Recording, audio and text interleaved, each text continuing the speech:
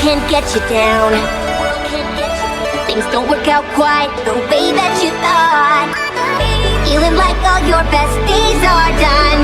Your fears and doubts are all you've got. But there's a light shining deep inside beneath those fears and doubts, so just squash them and let it shine for all the world to see that it is time, yeah, time to be awesome.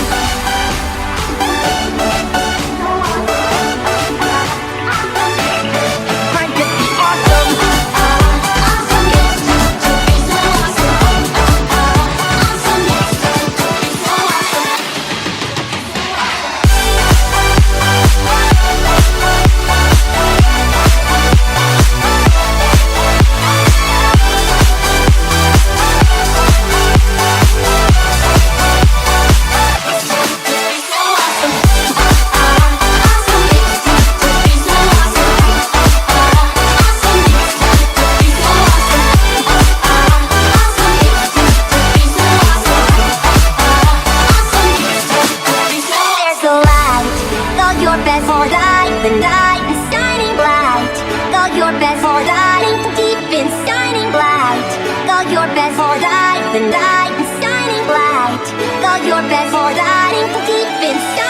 You've no idea how hard it's been. This dull routine we've been forced to do. Don't let them rob you of who you are. Be awesome, it's all up to you. I feel the light stirring deep inside. It's like a tale still yet to be told. And now it's time to break the shackles free and start living like a breathing. We used to soar through the clouds in the sky.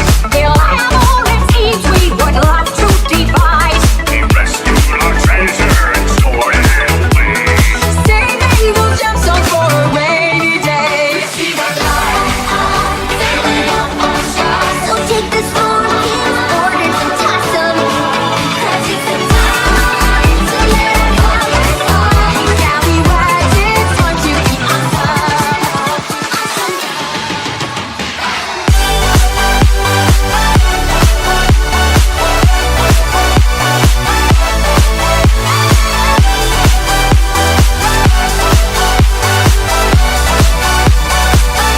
It's time to be awesome. Awesome, yes, to be so awesome. Awesome, yes, to be so awesome. Awesome, yes, to be so awesome. Awesome, yes, to be so awesome. Light, all your best for light, the night is shining bright. All your best for light, keep it shining bright. All your best for light, the night is shining bright. All your best for light, been shining, been shining, been shining, been shining, been shining, been shining, been shining.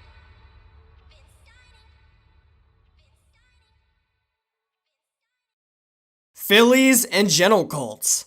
Today I bring you a long-awaited project. One that will go down in the fandom's history. One that will teach great morals and spread the magic of friendship to all. Today we honor the show and the fandom to its greatest extent. Grab a seat, get comfy, because we are in for a long ride. Ladies and gentlemen, I present to you, the Brony Fandom.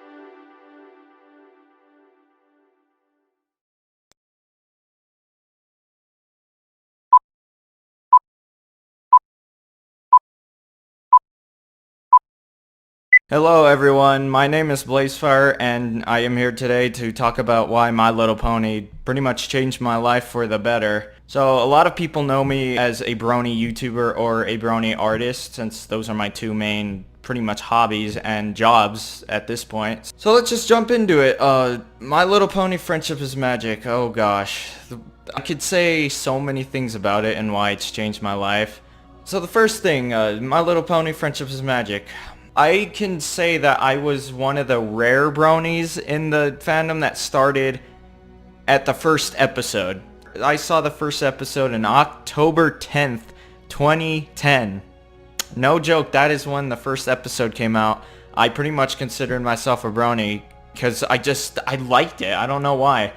At first I thought, of course, when I sat down and saw My Little Pony episode 1, season 1, I was like, this is a cartoon for little girls, right? And I was bored at that time, so I didn't know what else to do, so I just sat down and turned on the episode, and what do you know, right after that episode, I pretty much got hooked for life, and pretty much that's why I'm here now.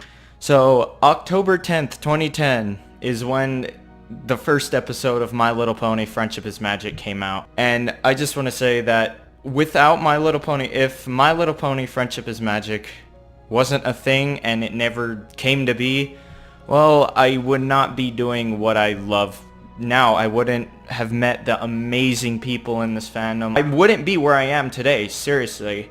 I wouldn't be doing YouTube. I wouldn't be enjoying this fandom. I wouldn't have went to any conventions. I would pretty much just be a dude at home playing video games and, I don't know, liking something else. But I am glad I found out My Little Pony was a thing, and I'm glad that day I told myself, just sit down and watch it, and you might like it, you might not. I'm glad I told myself to do that, because all of the amazing people that I've met, and this fandom in general is really, it's one of the best fandoms I think I've ever been part of. I've been part of multiple fandoms, Call of Duty, Five Nights at Freddy's, you know, all those like fandoms, but I think My Little Pony is the fandom that I'm sticking with till the end, because My Little Pony has changed my life completely. Without it, I legit, like I just said, I wouldn't have met the amazing people that I am still friends with today. I wouldn't have been doing YouTube for this long or at all. I wouldn't have pretty much had a passion, because My Little Pony is pretty much a passion of mine, and it's really hard to say how thankful I am about My Little Pony existing, because it's just crazy that it's been a decade of My Little Pony. To be honest, when I first joined the fandom and all that, I thought that this show was just going to be, you know, it peaks right here and then just drops like maybe a month later or something. I didn't know it was going to go on for this long. I didn't know the fandom was going to be as amazing as it is to this day. It's crazy, and I want to thank all of the bronies out there that are watching this. I want to thank all of you for being such amazing people, and shout out to all of you. You guys are amazing. Without the fandom, most of all, I don't think I would be doing what I'm doing now. Yes, the show pretty much set the stone for me to just keep going and enjoying something, you know, in my life. But without the fandom and the amazing people, I don't think I would be enjoying My Little Pony as much as I have been throughout the years. So I just want to thank everybody that is in this fandom, seriously. The creators of My Little Pony, the fans, I just want to thank all of you, that you guys are amazing people, and I'm glad that my family is glad that I like it, that I have a passion in my life. They're happy I do. They're not calling me names, they're not making fun of me. Oh, a man likes a little girl show, oh my god, you're weird. They're not like that at all, and I want to thank my family especially. They are so supportive. It has brought me closer to one of my other friends, because he also became a brony pretty much right after me, so yeah, we have something now to more connect with. I have a wonderful fan base on YouTube, so if any of my fans are watching this, thank you. Especially thank you, because without you especially, I wouldn't be doing YouTube at all. Thankfulness is unspeakable, really, it is. I can't tell you how thankful I am to pretty much be a brony and sit down and watch My Little Pony every day ever since 2010 of October. Man, it's crazy, and I'm not a very good speaker, so this isn't going to be the best sit down and let me tell you why My Little Pony changed my life. I'm not a good talker, I really am not, but I'm giving pretty much all I can at this point. I'm going to say it again. Thank you all in this fandom. Seriously. Thank you for accepting me as a person in this fandom, accepting me as a friend. Some of you might consider me as a friend, and I thank you for that. Seriously, this is probably the only fandom that I've met so many wonderful people in. The other fandoms that I'm in and other fan bases, it's very toxic in those other fandoms. Of course, this fandom has its toxicity, but it's not at a certain degree as the other ones, you know what I'm saying? So, yeah, I just thank you, really, guys. I don't want to get too emotional here, and you could call me a crybaby all you want, but seriously, without My Little Pony, I wouldn't be here. I wouldn't be sitting here doing what I enjoy. I really wouldn't. Oh god, I'm gonna start getting emotional, seriously, because this is something that I'm gonna hold on for the rest of my life, so I just want to thank everybody. All my friends, all the amazing people in this fandom, so... And also, before I end my little talk here, because my time is pretty much coming up to an end, because I'm on a timer, I just want to thank Michael for hitting me up on Twitter, asking me if I want to be part of this project that he's doing.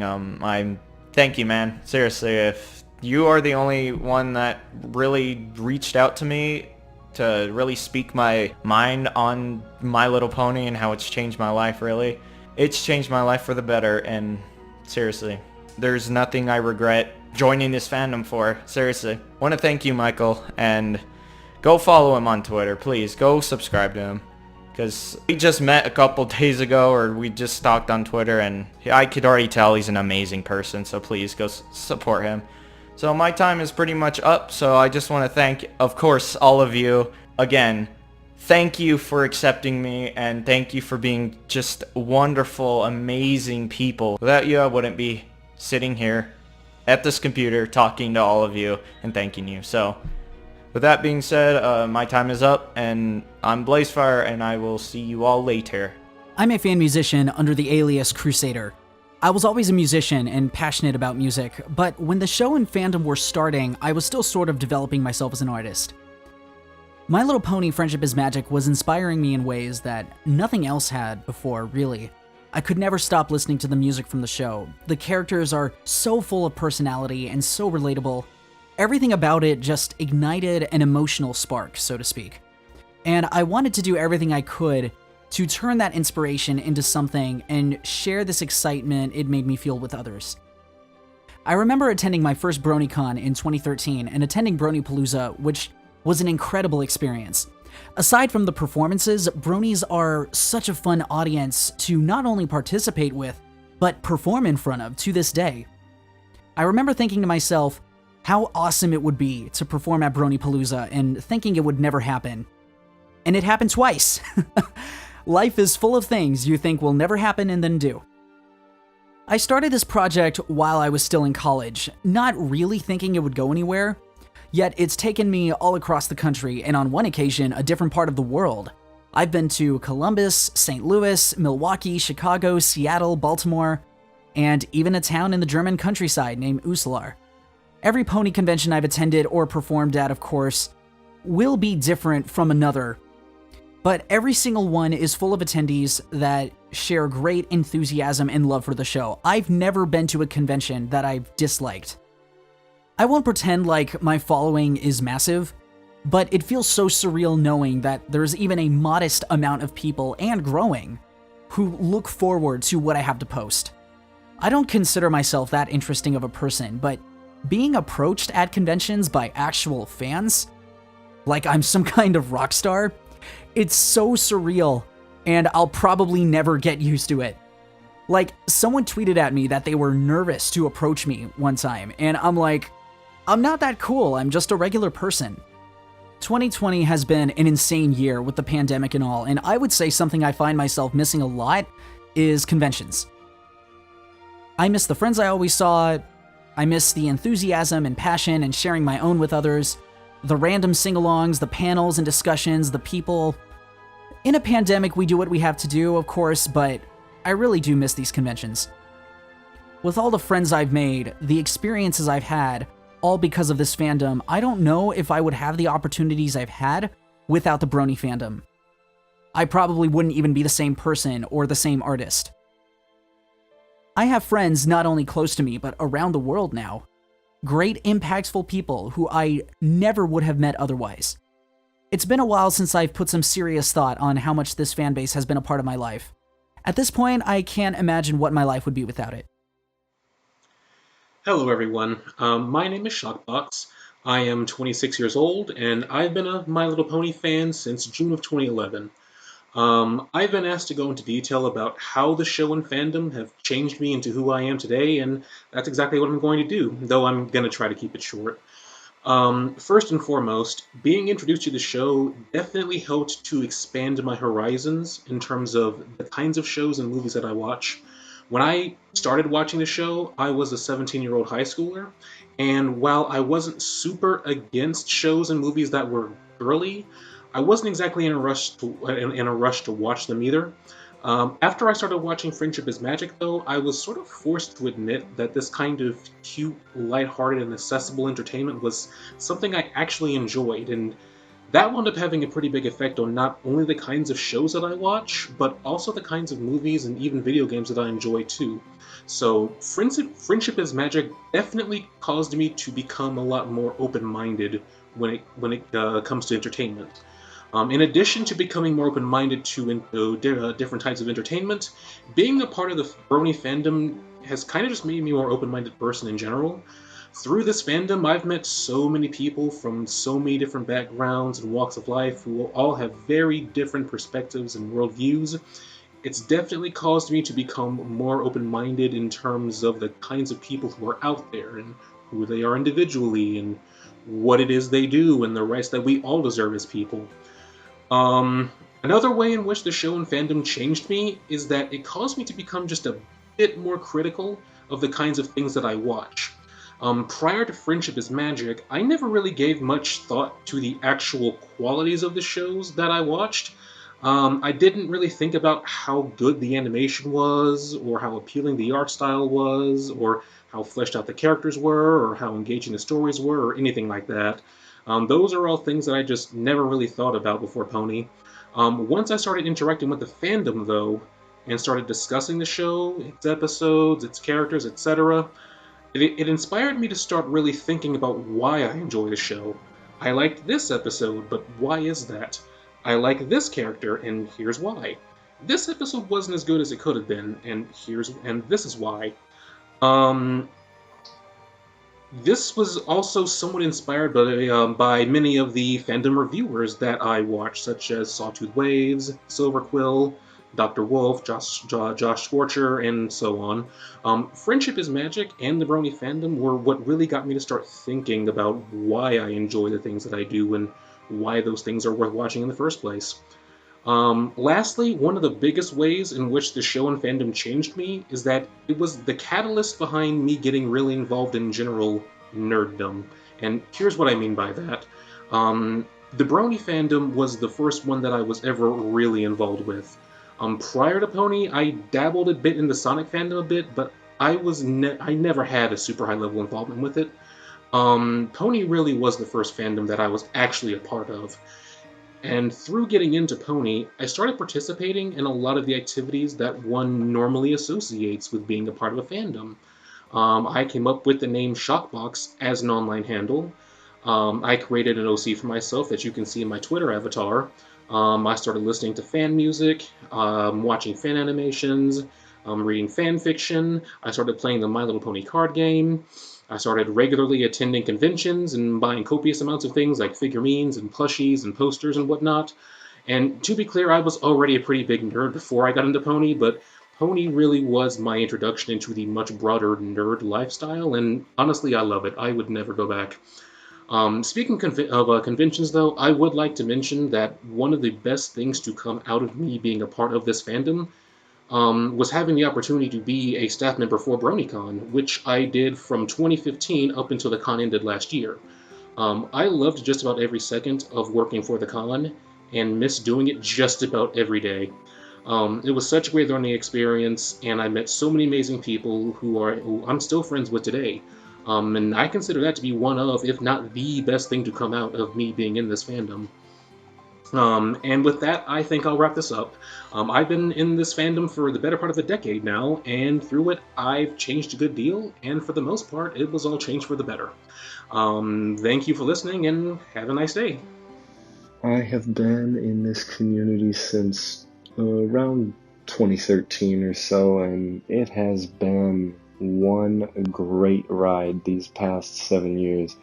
And as for the show, I wouldn't really say that the show itself has had much of an influence on who I am today. More so, it's been the fandom itself that has really helped me to kind of come out of my shell, especially when during that time when I was a young teenager and I was insecure about how awkward I was and how I looked and, all the things that teenagers generally tend to be insecure about. And the fandom really helped me kind of relax, kind of not worry too much about those things, because everybody was just so accepting and friendly and just an all-around happy, welcoming atmosphere. And I really do not regret a single moment of the last 7 years that I've spent with this community. It's just been amazing, incredible. It really helped me to be more comfortable with myself and be more comfortable expressing more less common personality traits. Like it's just been fantastic. I'm not afraid of being weird anymore because this fandom has helped me so much to come out of my shell, especially during those years when you're just so fragile of a person, or at least I was. I was just so fragile of a person. You say something that I interpret to be making fun of me even in the slightest kind of a way, it would have broken my heart. But, this fandom really helped me to be more comfortable being myself. My Little Pony. How has it shaped me? Well, I can honestly say that were it not for this show and my enjoyment thereof, I would not be the same man that I am today. I was about... How old was I in 2014? You were 16 then. 16 years old. A family friend had come by the house.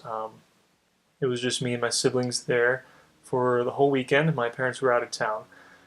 And she came in and brought her collection of My Little Pony, Just Friendship is Magic.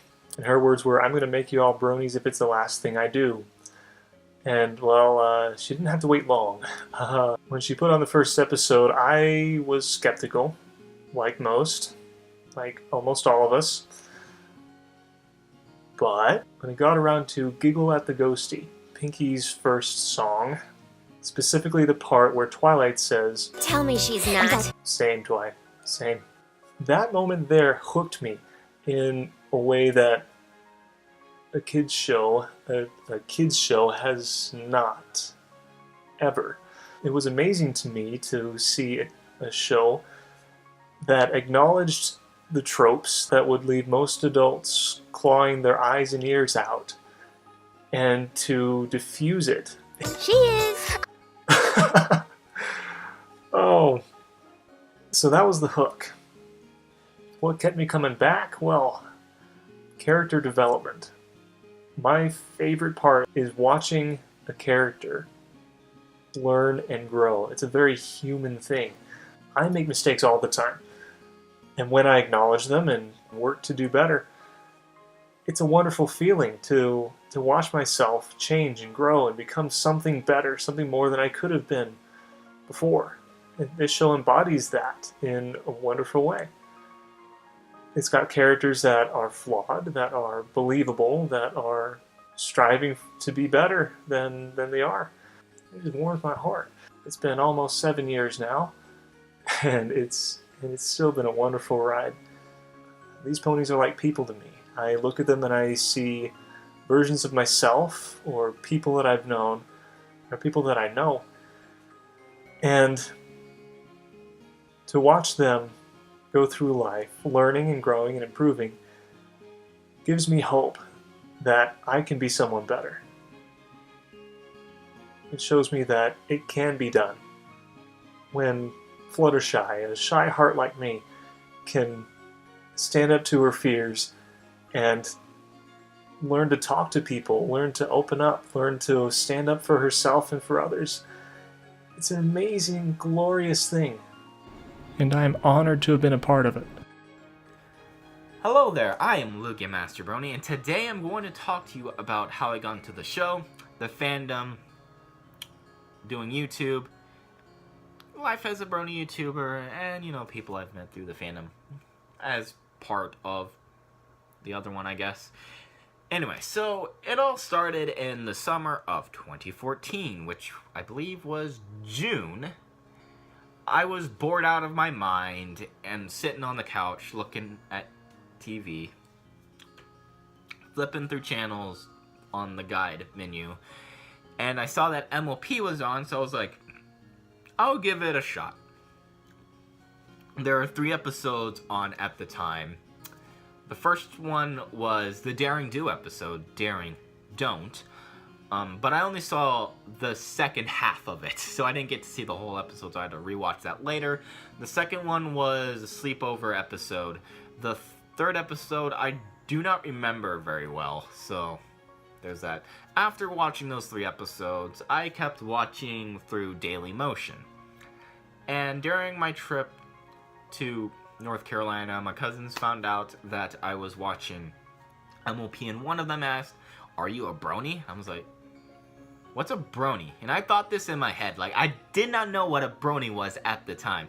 So I said, "I don't know." And then they kept asking, and eventually I said, "Yes, I am a brony." And that's kind of how I got into the show and the fandom. I got into the show through boredom, and I got into the fandom through a question that was asked. Anyway, I think watching MLP and being in the fandom kind of gave me that push to do YouTube videos. As well as, watching other YouTubers like Ratchetness, Jack T. Herbert, Master Max 888. Those were like the 3 channels I watched the most during that time. So, yeah. Those 3 kind of helped me even more do YouTube, or get into YouTube. And so, yeah, that was pretty cool. And getting to actually meet Ratchetness at BronyCon, that was awesome. He's a really cool guy.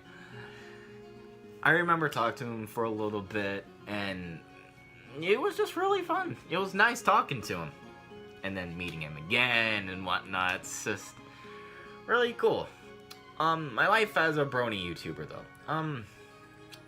It's had some ups and downs.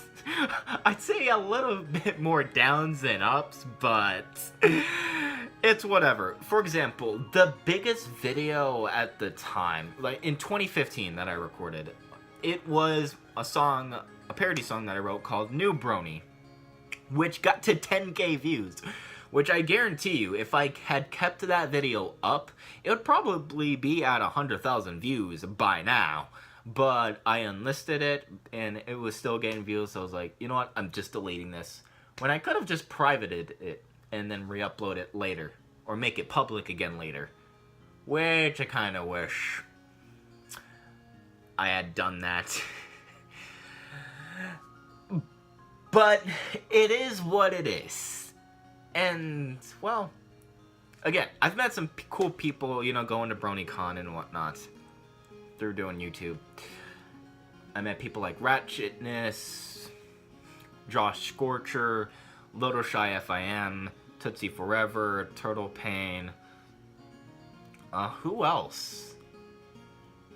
I remember seeing Animated James face to face. I'd never really talked to him. I tried saying hi, but nothing happened. I also got to meet AC Racebest and Saberspark, which funny as all get out. Also Jax Blade. He's a really cool guy as well. As for other people that I met some pretty cool people like Taco, Kiwi, I'm trying to think of his name, Jack. That's all I can think of off the top of my head. It was really cool meeting these people, you know, just kind of joining in on their group, doing vlogs with them. Just, you know, hanging out, having a good time. And, you know, I think that's what I'm really into. Just, you know, hanging out with other bronies and whatnot.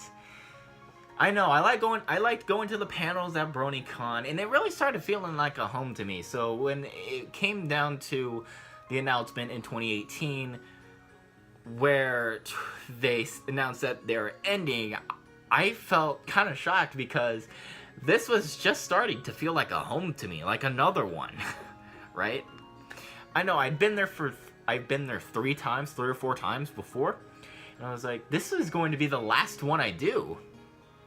This is the last BronyCon I get to go to and see my friends again, most likely.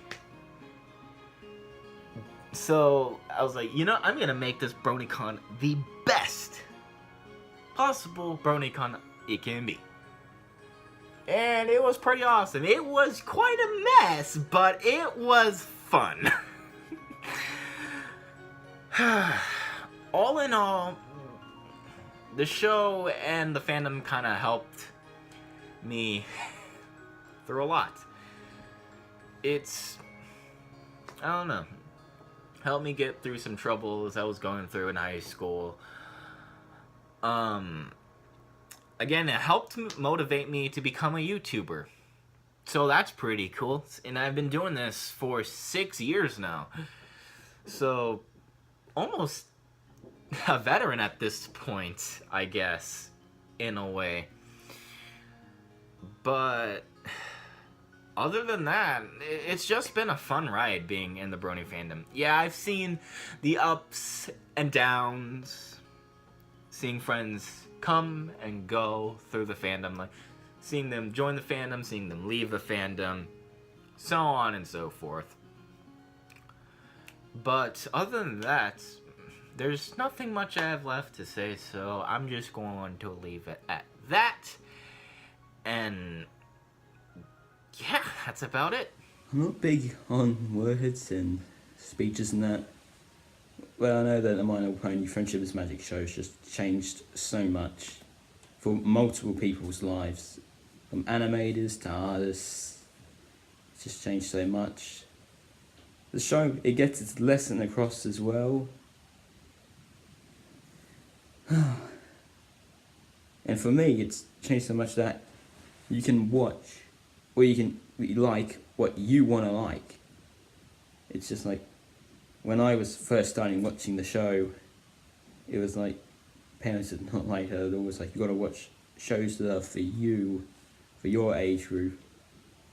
And then I go, internet, keep watching into the show, and then I realise there's thousands on thousands of people around the world watching the same show, and I'm watching as well, making me realise I can watch whatever show that I want to watch, just do anything that you want to do. I remember as well a season 8 episode that shows one of the hippogriffs where they want to stay at both homes in underwater and up at Griffinstone, I think it's called. And at the end it's like you can be in both, you can go back and forth, and that's what it was like me when I was young, going through school and high school as well. It's like I have to go back and forth between houses, and I eventually got used to it, and now, yeah. This show is just amazing, you know. It really is an amazing show that's changed so many people's lives around the world, no matter where you're from. It's just an amazing show. Ever since I watched My Little Pony, my heart opened up to the Brony Fandom. I was nervous to join at first. I got to see their artwork, I've made friends, and I even got to chat with them. I also have a crush on a character named Sunset Shimmer from My Little Pony Equestrian Girls. I want to make this Brony Fandom proud and make great friends with all of you. But when BronyCon ended, I fell completely apart. Now I know I wasn't able to afford going to BronyCon. I didn't have enough money to go. But I know they will always be in our hearts. Alright, so I'm gonna look a little bit awkward because I'm recording my story in the middle of a Target parking lot, and now this is gonna be awkward as fuck, to be quite honest. But I don't think people aren't going to tell because of, you know, what's on my face right now with like the face mask and everything and the sunglasses and all of that. But I think I'll be alright. Nope, anyways, how's it going, ladies and gentlemen? Howdy doody to all my bronies and Pegasus out there. My name is DJ Derpy, and oh boy, you know, I haven't been in front of a camera in literally years at this point, so okay, anyway, so this is the story of how I became a brony. It made me into the person who I am today, but not just the show, but also, you know, with the involvement of my friends and family who have been supporting me for literally years at this point, and I couldn't thank them enough. 4 in 2012. Nah, I'm just kidding. I'm not gonna start off with that. No, but back in 2012, happens to be a day after my birthday, and well, one of my cousins, well, let's just say that they let us borrow, basically me and my family, they let us borrow Netflix, and the first thing that my sister wanted to watch on Netflix was My Little Pony. Who knew? So I was just sitting in front of my computer, you know, minding my own business, and then I just heard her say, "Ooh, I want to watch My Little Pony on Netflix." And before I became a fan of it, I literally had the face of disgust because, well, before I watched the show, I was a fan of pretty much any other shows, you know, that any other boy will like Power Rangers, Transformers, fucking Marvel and DC superheroes, and, you know, and all of that other bullshit. And again, Michael, I'm sorry for swearing, because, well, you know, my brain is all over the place, and, you know, this sort of improv, you know, of this particular story. So, and so, you know, I was a little bit bored by playing Roblox, because the only thing I can play on my crappy house PC was, well, Roblox and nothing else, because my computer is literally not powerful enough to play any games on Steam, like Call of Duty and Gmod and all of the other popular games that were around in 2012, but, you know, that was that. So I was 13 at the time. Well, I turned 13, you know, on the day where that particular incident happened. So I grew a little bit bored and a little bit tired of playing Roblox all day, and I was like, you know what? I wonder why this show is so special. I mean, what's so interesting about this version of My Little Pony that the other versions or the other generations of My Little Pony was nothing but obscure crap. So with that intention of mine, I just sat there, you know, with my little sister, and, well, I watched My Little Pony, and, well, on the outside, you know, I was being a little bit sarcastic by saying, "Oh man, this show sucks, I don't like it, what's, you know, the point of this, you know, it shouldn't exist whatsoever, blah blah blah," and all of these other bullcrap. And, well, and, you know, well, on the inside, well, I had different opinions about it. Like, for some absurd reason, like, I started to like the show, and that never processed, you know, in my mind, you know, ever since then. And, I was a little bit, clueless and also still wondering, like, what's so good about the show? Is it the writing? Is it the voice acting? Is it the music? Is it the setting that it's in? What's so great about this freaking show, that it makes me grow into liking it and also be a casual fan of the show. And so with that intention of mine, like secretly in my room, I have my iPod open. I went on YouTube, I looked up, for full episodes of My Little Pony since, well, our cousins changed the password for Netflix, and I got super pissed, because literally, ponies were my addiction at that point. And, oh my god. What have my life has become ever since then. And so, I've been watching the show secretly away from my parents because I don't want them to find out that their little boy is watching a show that is targeted towards little girls. So, that's that. And, well, thereafter, like there was a lot of interesting, sort of things that happen in the show, some characters, like using, their loyalty, towards their friends and being honest to their friends and, in a way, it's like,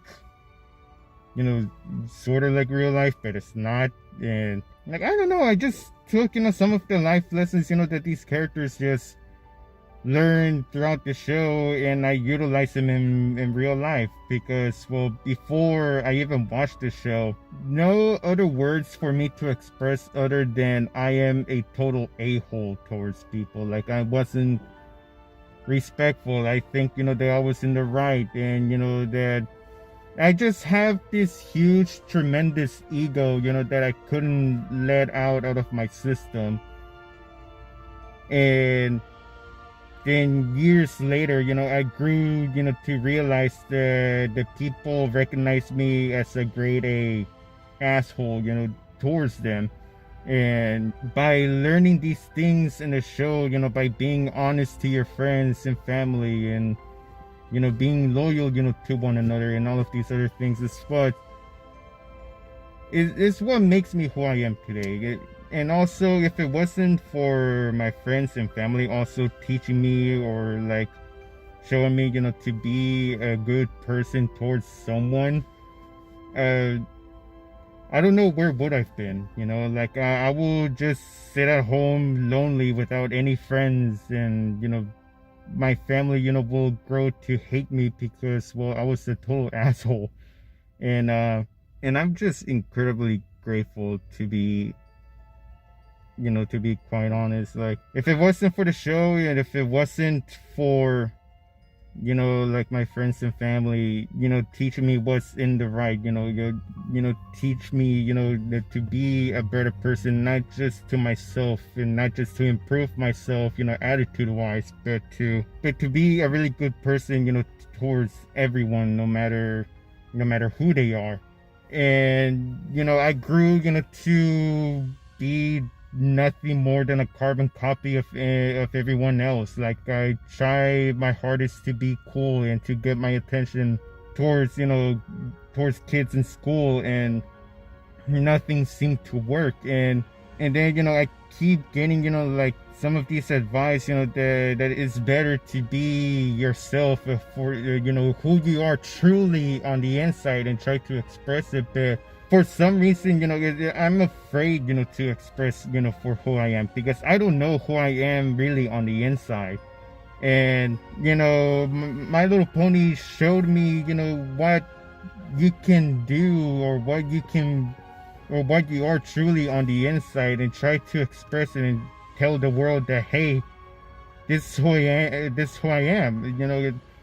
All of those stupid antics and the things that I said, towards the last couple of years or the last couple of months wasn't me, because I tried my hardest to get attention. I tried my hardest to be popular in school, and nothing seemed to work. And I don't know what else to say other than to the people who worked so hard on this show, thank you guys. Because if it wasn't for the show, and if it wasn't hell, even, I would like to thank, like friends and family, who helped me through this too. Like, thank you guys. Truly, if you happen to be watching this, like, I don't know if it's on YouTube or on Twitter or on social media or whatever the case may be, like, just thank you guys. Truly, from the bottom of my heart, thank you. And, well, I guess that's pretty much it, on that point.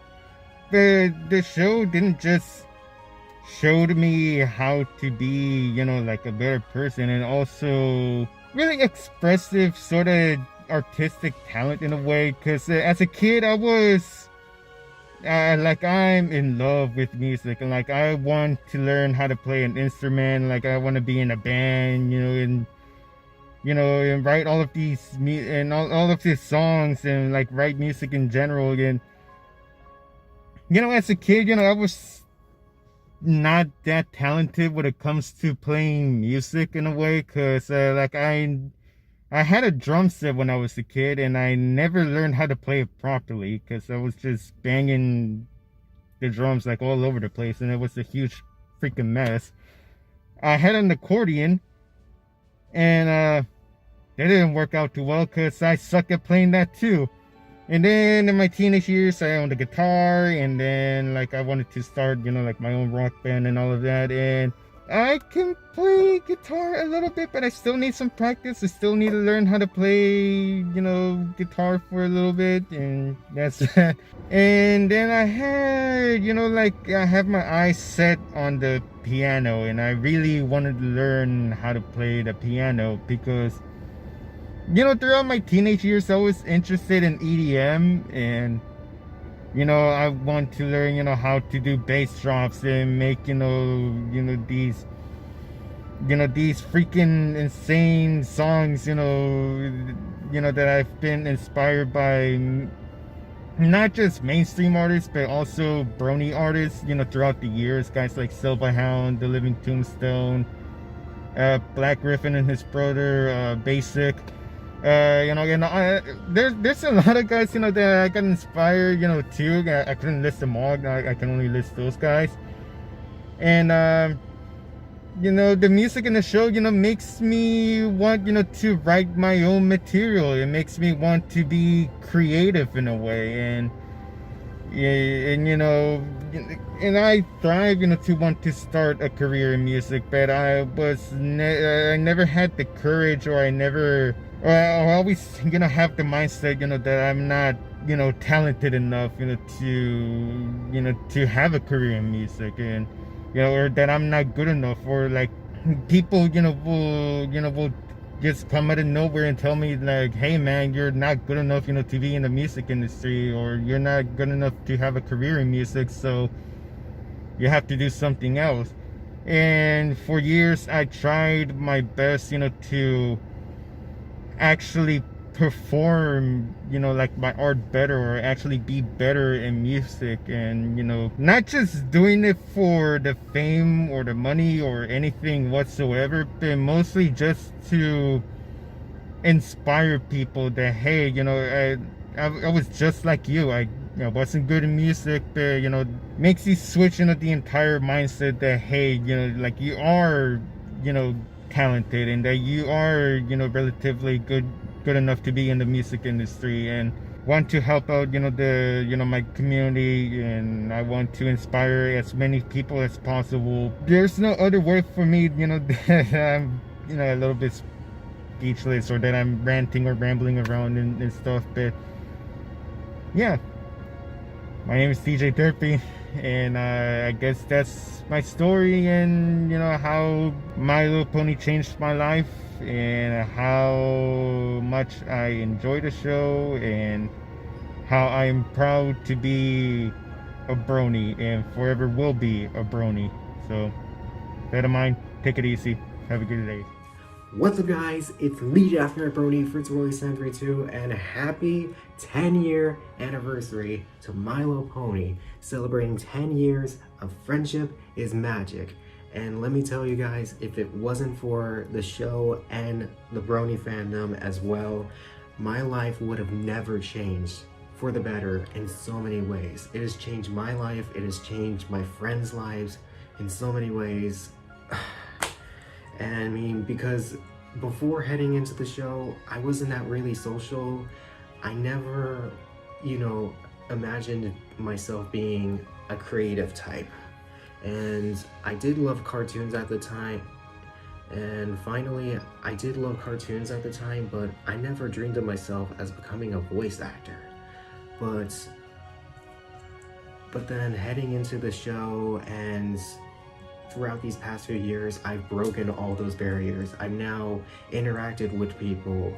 You know, my interaction skills have improved, and I now talk to my friends in the fandom on a daily to weekly basis. I've developed a YouTube channel and become creative in my own ways on social media. I even write reviews. Before, I wasn't able to write my own stories about myself. I was always, I like this, I like that, I like this. And I wasn't really that much of a big writer. I wasn't really that good of a writer when it came to writing courses back in school, but all of that has changed.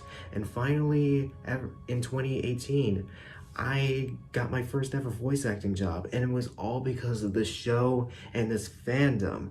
And I love and appreciate this show and this fandom so very much. And also, I even got the chance to go to some awesome places. I went to BronyCon 4 times, became a sponsor for one of them, and went to the one and only HasCon, and met all these amazing and talented people that I now call my role models in life, and I'm proud to call them my role models in life. Seriously, this fandom and the show has changed so many lives for so many years, and I can't wait to see what the future brings to this franchise. And so for that, I say this: happy 10-year anniversary to My Little Pony Friendship is Magic. And to all you bronies out there, and to the show staff as well, I love you and thank you for everything that you have done. Hello everyone, my name is Quirky Craft, and today I want to talk to you about the Brony Fandom. Basically, imagine a place where you can be whoever you want to be and meet other people who are also as passionate about the same things that you're passionate about, and are also ready to embrace creativity and diversity, and you've basically imagined the Brony Fandom. When I was a little kid, I really enjoyed My Little Pony. It's the way I got into Generation 4 was because I was a big fan of Generation 1. And I think Generation 4, Friendship is Magic, came out when I was around 10 or 11.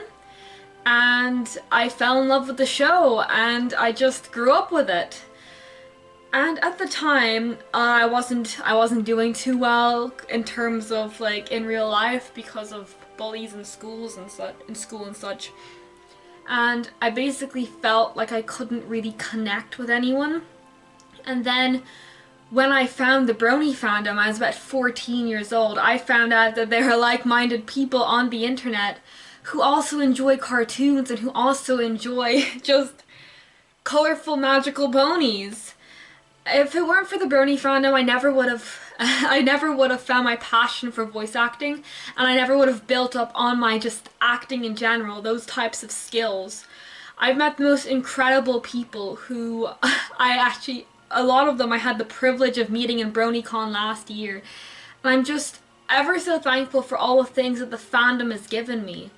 I've got to be a part of so many different projects, so many different covers and videos and dubs and audio dramas and fic readings online. I've met the most incredible people who I have the privilege to call my friends, and who are basically an online family for me. So I'll always be thankful for the show and for all that it's given to all of us. I'm proud to be a brony, and this journey's just been amazing, and it's just going to keep on going. It may sound weird that a show that's supposed to be made for a young female audience has helped me change, but believe it or not, it has. How, you ask? Well, I will tell you. A few weeks ago, I saw Michael tweeting about the show, and I decided to start watching it again. Honestly, going back to it, I thought I was gonna find it really bad, but that wasn't the case at all. Since watching the show, I have actually really enjoyed it. The show can teach some really good life lessons. The episode The Mysterious Manuel, Rainbow Dash, a blue Pegasus with a rainbow mane, learns it is okay to celebrate your achievements, but you shouldn't brag about them and rub it in other people's faces. And act with grace when others are better than you at something. It has also taught me never lie to people, don't snap at the people close to you, don't hide your feelings, face your fears, listen to others. Just because your best friend talks to a different person doesn't mean they don't like you anymore. Don't hate something until you have tried it, and don't judge a book by its cover. I have been watching this show since 2015, but stopped in 2017, but came back to it a few weeks ago. Coming back to it, I feel more sociable at home and at other places. The show is great, and it can teach a lot of good lessons. If you think this show is only for gay people due to the show having girl characters, that isn't true. Statistics in 2014 show that 85% of bronies are straight, meaning you don't have to be gay or a girl to enjoy the show. I highly suggest you watch My Little Pony and give it a try, because the show is really good in my opinion. Thank you to Michael for getting me back into the fandom, and inviting me to the Ponyfest Discord server. The people in Ponyfest are great. I highly suggest you join. Again, thank you Michael for letting me have a part in this project. I've had a lot of fun making this part. I hope you guys enjoyed it, and I really hope you give the show a try, because it's really good. And if you don't like it, that's okay. Just don't send hate to anybody who does. Hello, everypony. My name's Cornelius, but I go by BlazeFire. My Little Pony is my favorite show because there's so many lovable characters. That's a great story with a lot of world building. Many great lessons to be learned by anyone. There's different kinds of humor for people of our ages to laugh at. The animation is really great, and it has a wonderful cast and crew of people working on it. Plus there's all these cool Easter eggs and references scattered throughout the show. Before I was introduced to the fandom, I was very introverted. As much as I wanted to make friends, I didn't have the courage to go out there and reach out to people. The friends I was making, I had to be introduced to or had to come to me first. When I first got into the show around 2015, I think, I was nervous about it and didn't want to share it with anyone, until a couple of friends of mine found out and said they wanted too. The more I got into the show and the fandom, the more I felt comfortable socializing with people. I've made many friends since then, actually. Having a very diverse group of people helped me to grow as a person, and I'm grateful for that. It also got me interested in becoming a YouTuber and fanfic writer, which encouraged me to improve my art skills, which is something I've always had a passion for, actually. One of the MLP characters, Vinyl Scratch, introduced me to dubstep, one of my favorite music genres to this day. Watching the show is a great way for me to escape reality whenever I was feeling down. The music is sometimes also good to start my day with my morning coffee. When I made this coffee brand, I decided to combine the cutie marks of both of my OCs. I love the fandom because it's filled with so many wonderful people. It's a very creative, friendship-driven community with more passion than I could have ever imagined. I want to take this opportunity to thank everyone I've met over the years. My friends and family who supported me every step of the way and helped me to become successful. But the most important shout-outs that I want to give are to Fusion and Confusion, who I've known for the past 5 years and was my mentor back in high school. Joseph, my friend Fusion introduced me to that stuck with me to this day. Everyone I mentioned and many more I still keep in touch with. Thank you for listening, everybody. And, as always, stay saucy. It was probably around 2014 or 2015 when I was undergoing a very difficult time in my life. I only had one friend who was gone most of the time, and I didn't think I'd be able to move out of my parents' place. I was often aggressive, angry at the world because of my own disability and my situation at home. I was scrolling through Twitter when I saw a few Brony posts. I thought they were pretty stupid at the time, and I was very hesitant to watch it, even when they told me it wasn't as girly as the other generations. Then I saw a thread of posts with a few claiming that it had actually changed their lives. Eventually I got interested. What first drew me in, for the most part, was the fanfiction. I expected a lot of cringy stories, but I read stories that were very well written and well thought out. The quality of them was incredible, and it reminded me of what I've always wanted to do when I was younger, and that was to be an author. I realized one problem, though. I couldn't write my own fanfiction until I watched the entirety of the show. After a while, I was able to watch it, with the help of a small fanfiction group who I consider my best friends today. I even got to see an uncensored video with Derpy's original voice. These characters, they felt almost real, and the lessons taught were pretty valuable, and it wasn't just normal lessons like lying is wrong. It was also about complicated things that even I didn't know. There was an actual plot line, with a good story and even better characters. Characters we could all relate to. I was so invested in it, even going as far as reading the comics, where it can get even more intense than what they show on television. And so, after watching the show and reading all of its comics to gather lore, I wrote a story called Where the Apples Grow. It was my first fic ever, with the most success, and every time I wrote, I channeled out my anger into the antagonist, and put my newfound faith in friendship into the protagonist. Over the next 5 or 6 years of sticking with the fandom, I had become a completely different person. I've moved out, and I'm working on a big fanfiction project, one that I hope will influence the Brony fandom and its next generation. I'm more accepting of people, and I'll fight for your right to have an opinion, even if many think it's the wrong one. I was asked, how has this fandom helped me? I can only reply in one way. It's done too much for me. I haven't done enough for it. It took me from being a shy, depressed, anxious kid, and it made me into an outgoing, protective person. It's helped define who I am,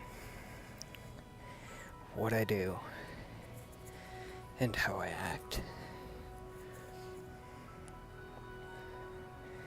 This fandom has helped me realize how much good there still is in this world.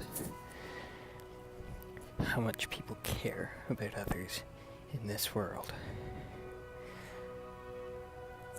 But how much I care about others. For years, I was saying that I just didn't care. That was a lie. For years, I was saying that I lacked empathy. That was a lie. This fandom has shaped me into something I could never be without it. It has helped me realize who I truly am. And although there are many that do not like who I am perfectly content with it. This fandom has been the only way that I've been able to make actual friends who don't try to take advantage of me. This fandom, it's completely flipped me around. There's no doubt about it. It took me from a very, very dark path and set me on a path that I want to walk. It's helped me realize what I want to do, who I work to be. It has helped me realize where I belong. I will help people no matter what. This fandom has shown me that I am capable of empathy, that I'm capable of being a good person, that people out there care,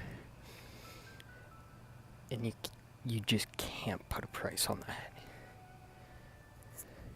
There is no way to put any price on it whatsoever. This fandom has shown me that I belong out there, protecting others, protecting those who are defenseless, as I once was, helping people realize that there is still light in this world. There is still a shred of hope, and I will not let go of it. I will fight. I will fight for those who can't. I will fight in the Canadian Armed Forces for the people who cannot defend themselves, because I need to show them that there is hope, that there are still people who care, even if you are a complete stranger. They will care. I will show them that not everything in this world is bad, that there is still some good here. In this brutal land of ours, this brutal world of ours, there is good. This fandom has shown me that. This fandom has shown me that through all the bad things, all the bad routes I could have taken, because I found this fandom, I didn't take any of them. This fandom has set me on a path that I could not have tread alone. And for that, I'm truly grateful to everyone in this fandom, to everyone who was in this fandom, and to everyone who will be in this fandom. There is hope. There is kindness. There is honesty. There is loyalty. There is happiness. There is generosity. And with all that, you can make the truest friends. My Little Pony, Friendship is Magic, was intended to be nothing more than Hasbro's latest reboot of a profitable franchise. That's all it needed to be. That's all it had to be. At its very minimum, it just had to sell toys to kids. That's all it had to do. That's all it was supposed to do. But because they hired Lauren Faust and her amazing team of dedicated, talented story writers, this show accidentally turned into one of the greatest forces for love and kindness and goodness I've ever seen. And it spread to just so many people all over the world.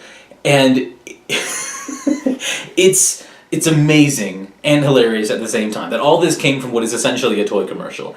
How did this happen? What? How did that happen?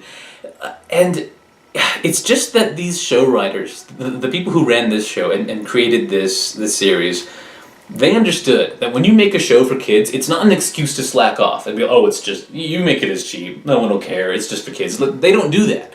They know that when you make a kids show, you actually have a higher standard, because kids are hungry and thirsty and passionate for stuff that is good, for stuff that inspires them. And we forget often as grown-ups that we need that stuff too. A lot of the stuff that's made for adult entertainment these days is full of cynicism, hot takes, mean-spiritedness, snarkiness. Like, that stuff can be fun. Like, we can enjoy that stuff, but like, you can't live off of that. You can't... you can't ignore the fact that you need to see good examples of love and kindness and tolerance and wholesomeness. We need that. At any age, you need that. Because without that, like, what's the point? What's the point of life if you don't have that? And this show, these characters, this wide diversity of characters, just so many different personalities, so many different walks of life, different interests, different quirks. They're different, but they care. They care so much about each other. And I don't know how to say it, but basically, at the very least, at the very minimum, it's a cute show, and that's enough to celebrate. And it definitely is a cute show with cute ponies, cute songs, just cuteness all over the place. But it's more than that. It's not just a cute show that's well done. It feeds the soul in a way that was completely unexpected. I mean, look at the fandom. Look at the community of people who have embraced this show and embraced the wholesomeness of it. the world needs My Little Pony. It just does. And I'm so glad that the main six showed up. The main six and all their friends. I'm so glad they showed up in the world when they did, because the world needs them. And I'm so glad we have Equestria to be our example when our home world, when Earth doesn't show us how it should be done. You know, when Earth doesn't show us the kindness and wholesomeness, Equestria does. In Equestria, love and kindness can solve all problems, big and small. And our world doesn't work like that all the time. So it's important that we see Equestria, that we see these brilliant role models in these ponies. These little ponies can solve problems in their world, in their town, through love and kindness and friendship. And we need to see that, because the world doesn't always give us an opportunity to see that. And so at the very least, this show is a cute show. And it's a great little cute show. But it's more than that. It provides a home. It provides a home when this world doesn't. And through this show, I've met so many other people who embrace that as well. And the show has taught them that. The show has taught us that all these elements of harmony, kindness, laughter, magic, honesty, generosity, and loyalty, these things matter. These things aren't just like greeting card words. These aren't fantastical things. They're real. And despite the show being fictional, like all of those things, all the elements of harmony that are shared through the show, they're real. And you can see it through the whole fandom all over the world. And so I'm just thankful for this show, for existing, for showing up when it did. And yeah, it's a home when the world doesn't always feel like a home. These ponies provide an example, an inspiration, and a home. And that's what this show means to me. My little guy fell down. Bye. Hello. My name is Ze Geek VA, and I am speaking for this project. I am here to explain how this show has changed my life. The show being My Little Pony, Friendship is Magic, and how the Brony Fandom has changed my life. So, I am here to mainly explain how, just basically how this show has changed my life. Well, first off, the show, in fact, it's changed my life a lot. There's a lot of places that I never thought I would get myself into. And joining this fandom was probably the best decision of my life, because I've met amazing people I never thought I would be able to even have the chance to meet. I've met so many amazing people, and I've made so many amazing friends, and so many amazing people that I've had the honor of being called their friend. Unfortunately, there have been times where things get heated, things get bad, but in the end, I'm mainly happy because I have friends. Despite them not being here with me in real life, I have them on the internet, and I have them here, and they're here just to talk to me. They can talk to me. They'd be willing to be there for me, and just having them here is just an amazing time. I unfortunately have not had the chance to attend any cons yet, any conventions, but when I can, I sure will be attending it, because conventions is something I really plan on getting to. But the main reason why this show and this fandom is so important to me is because without it, I would never have met the love of my life. My girlfriend of a year and a half, almost a year and a half,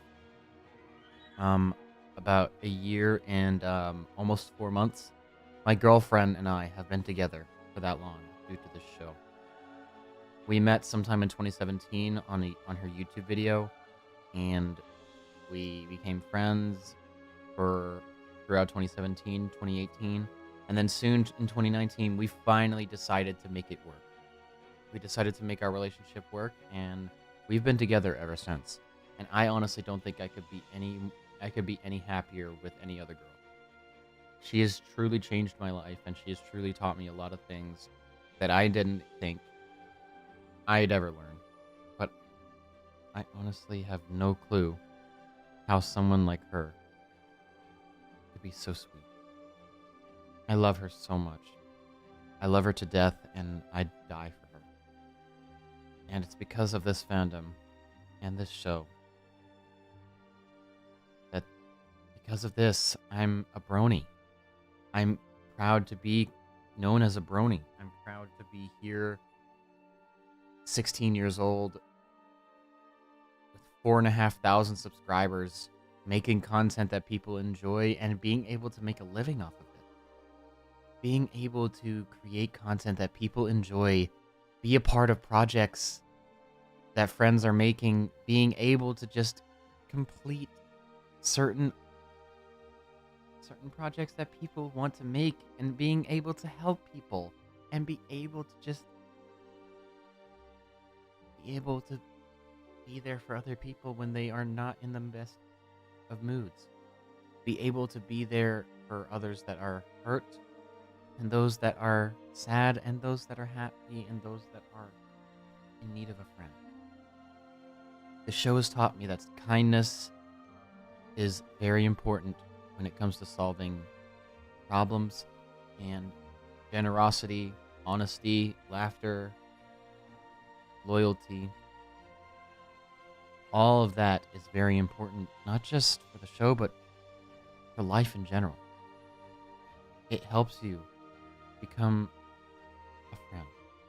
It helps you become a good person. It helps you become a person you want to be. A person you want to soon be. I'm 16 years old. I was born on May 31st, 2004.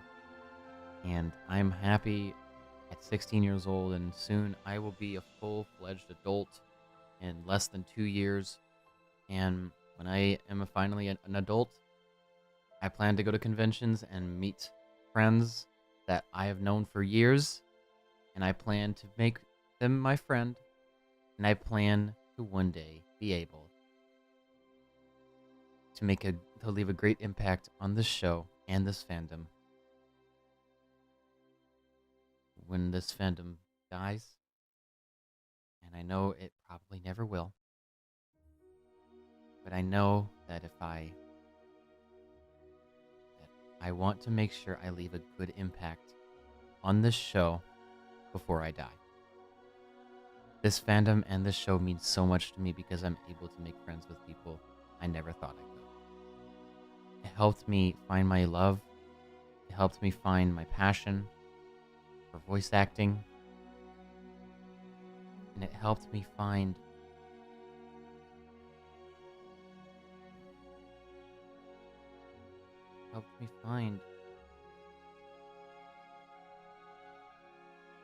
my purpose. My purpose for being on the earth.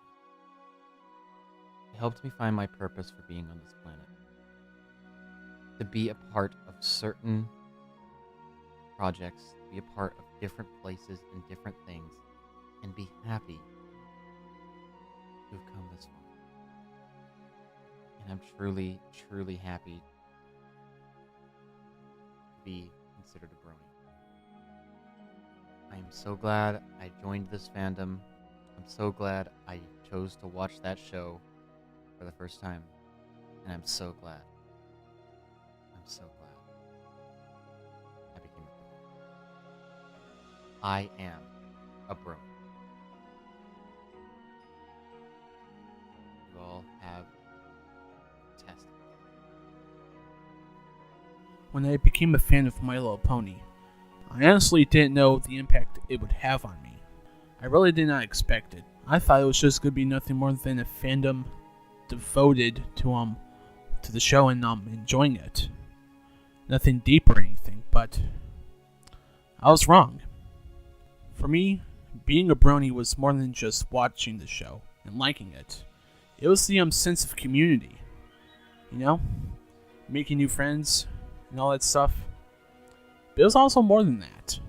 Personally, I've never been to a con or anything like that.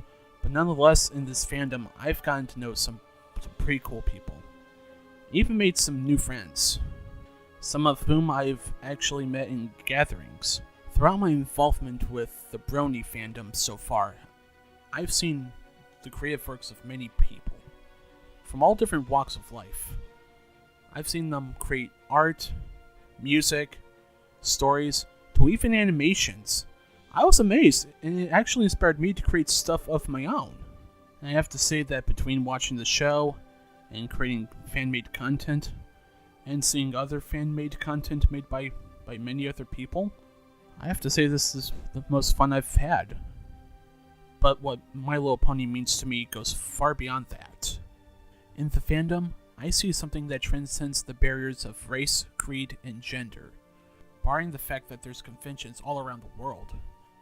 I've seen bronies and Pegasisters from all corners of the world. I mean, we all share the same passion of watching My Little Pony.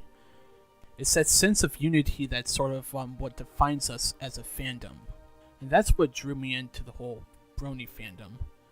It's that whole sense of community, that bond in which we would take care of our own in times of great need.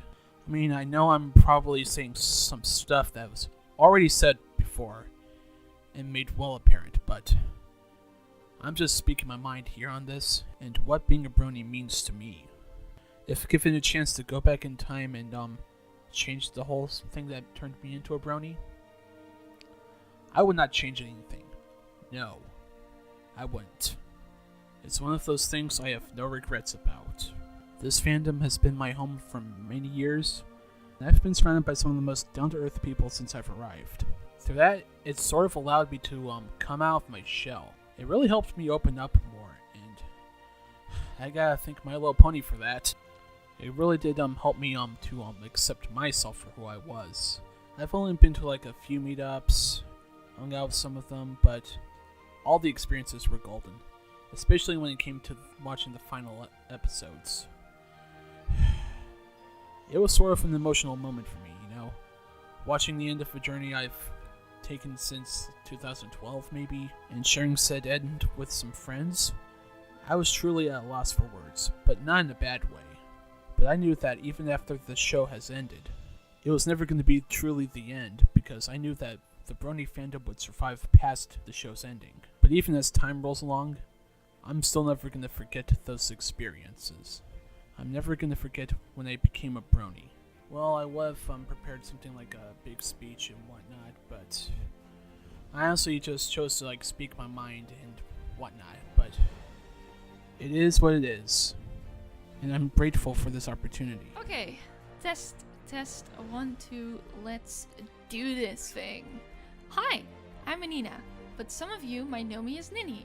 Let's keep this short and sweet. I started watching MLP back in 2012, after finding it through a bunch of YouTube videos. And at 11 years old, I fell in love with this pastel-colored pony show.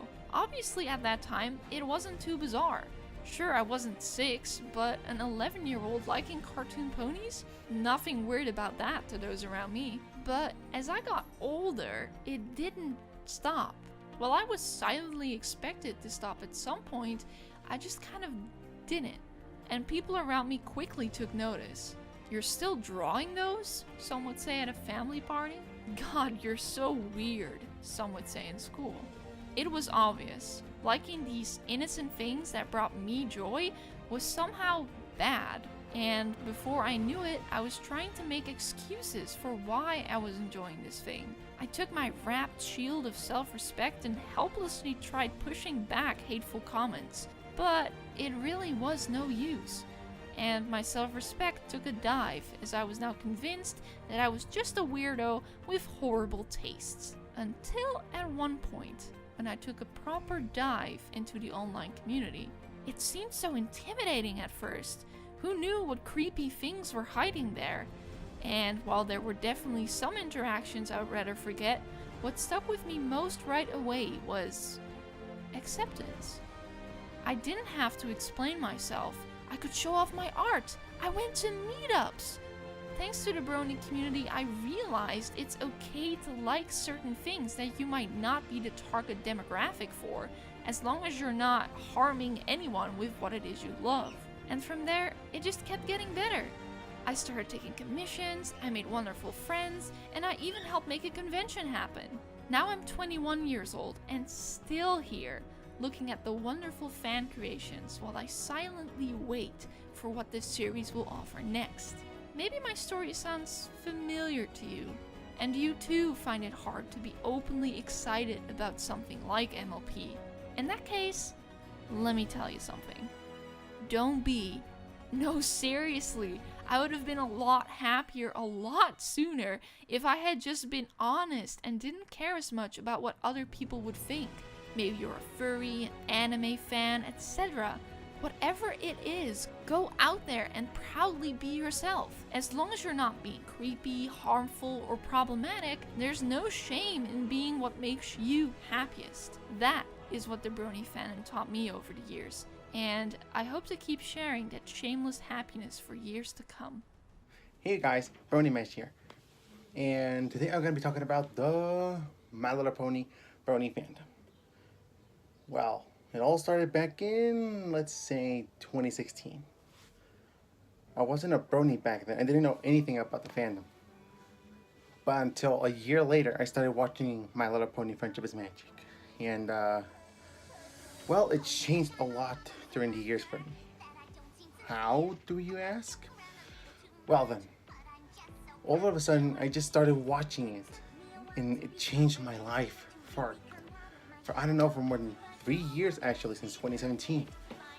And maybe look how friendship it is. It's wonderful. The show is absolutely beautiful to me.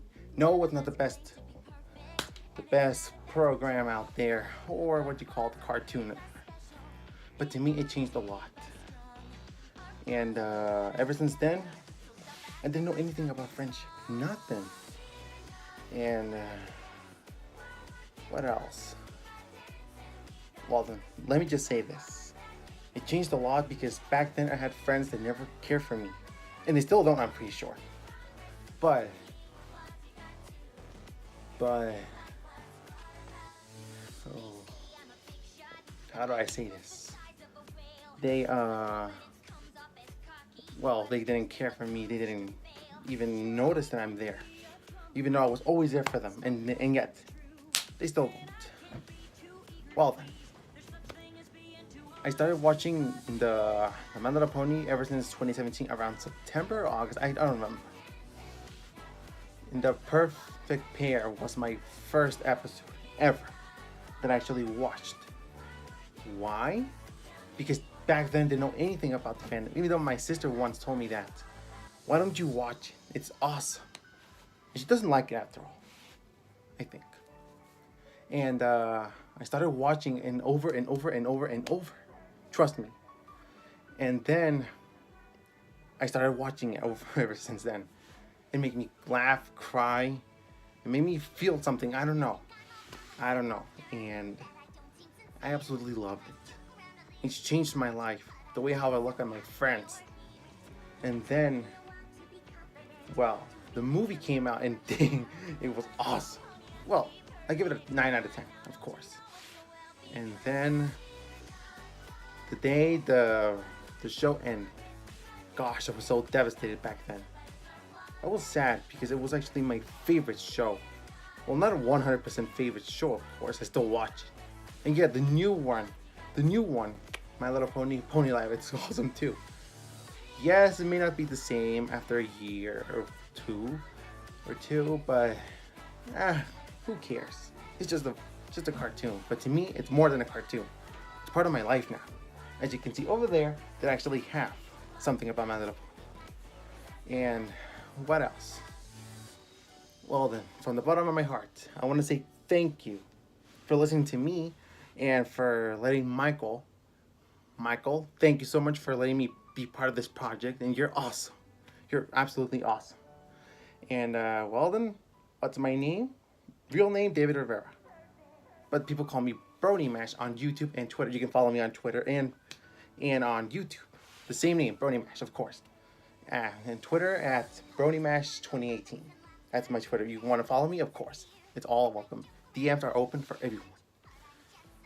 And, well then, I just wanted to say thank you for letting me be part of this video. And I'll see you guys soon. Take care. Bye. I hope you guys have a wonderful day and even better tomorrow. If you were to tell me 10 years ago that a show about cartoon ponies will change my life, I would have thought you're lying. Now, I would not be where I am today if it weren't for My Little Pony and the Brony Fandom. I've gotten the following, met many friends on the internet and at Brony conventions. I've been involved in many amazing projects, and I get to be myself in this community. Back in April 2011, I was in a group call on Skype, and we watched a couple episodes of My Little Pony. The first episode I watched was the first episode of My Little Pony, Friendship is Magic. I didn't get into it the first time, so I stopped watching it until August 2011, when I feel like watching it again. Did it grow on me? I start to binge watch all of Season 1 before I knew that Season 2 was right around the corner. What a coincidence, right? September 9th, 2011 is when I officially confirmed that I am a brony. I might have lost a few friends because of that, but, you know, their loss. I began to watch YouTube videos related to My Little Pony like YouTube Poops, reviews, Bronies React, and listen to music from The Living Tombstone, Mike the Microphone, Wooden Toaster, etc. This inspired me to make drum covers, do streams, and do voice acting. From that point, the rest is history. Did I mention I've been involved in many amazing projects? I've been honored to do voice projects ranging from Team FIP to OBAB Scribbler. I can't wait to do more of these in the future. And it's not just voiceover projects, but music projects as well. September 16th marked my 5th anniversary of becoming a brony, and Pinkie Pie happens to be my favorite pony out of the main 6. I decided to get Pinkie Pie tattooed on my forearm to show my love for the show and the fandom. This happens to be my favorite tattoo yet. In 2017, when I met many LGBTQ bronies on the internet and at Crystal Mountain PonyCon, I've met awesome people like the Lost Narrator, Magpie Pony, Obab Scribbler, etc. It has inspired me to come out as pansexual in 2018. In 2019, when My Little Pony ended, I reminded myself not to be sad that the show was ending, but be happy that it happened and I get to experience it. The ride may be over, but I ain't going anywhere. I came here for the show and stayed for the fandom. And I will take my love for it to my grave. That's all I have to say about this wonderful show and fandom. This show has changed my life and I made friends along the way. This is why I am proud to be a brony. Before I wrap this up, this is Drumstick Pony. You can subscribe to me on YouTube, follow me on Twitter, Instagram, and Twitch. I do drum covers, voice acting, and I stream on Tuesday and Thursday to Sunday starting at 4 p.m. Mountain Time. Anyway, this has been Drumstick Pony, and as always, have a good rest of your day, everyone. Bye! I first heard about the My Little Pony franchise in around 2004, 2005. I was about 10 or 11 at the time. I said I wanted nothing to do with this. And then fast forward to my senior year in high school, and I first hear about My Little Pony again, and this time that there's a male following, and some schoolmates of mine were interested in watching it. In fact, were watching it. My first thought is, why is this happening? Why is there a male following for this? And also, for that matter, why are school kids my age interested in My Little Pony? So that was kind of confusing to me. And one day in the spring of 2012, I was watching TV, and then I was flipping through the guide, and I came across what was then known as the Hub, and My Little Pony Friendship is Magic. And so the curiosity got the best of me, and I decided to give it a shot. I thought to myself, if it seems okay, great. If I don't like it, then fine, I won't watch it again. The episode was Hearts and Hooves Day, and the episode after that was A Friend Indeed with Pinky's Smile Song. I thought to myself, this is okay. I could live with watching this. But then I asked myself, what would my parents think? And eventually they did find out. And so I explained to them that it's not what it seems. I know that My Little Pony is targeted towards younger females, but it appeals to a older, more broad demographic. And then I learned that there was that my schoolmates in high school were on to something. There was a much broader community known as Bronies, and from that I learned that there were conventions for this community. And so my first convention was BronyCon in 2013, and I wasn't really prepared for it at all, for what I was about to see. The community was as energetic as can be, and I was just befuddled by all this positivity, this positive energy that everybody had, and that just wasn't 2013. It was pretty much any Brony convention that I've been to. I've been a part of the fandom basically I pretty much immersed myself in the fandom in the winter of 2013, February of 2013, actually after season 3. And I'm pretty honored to be a part of this, because the main idea of My Little Pony Friendship is Magic is to evoke the magic of friendship, evoke positivity, and to give lessons on friendship. And everyone should treat each other with positivity, with kindness, with honesty, and so on and so on.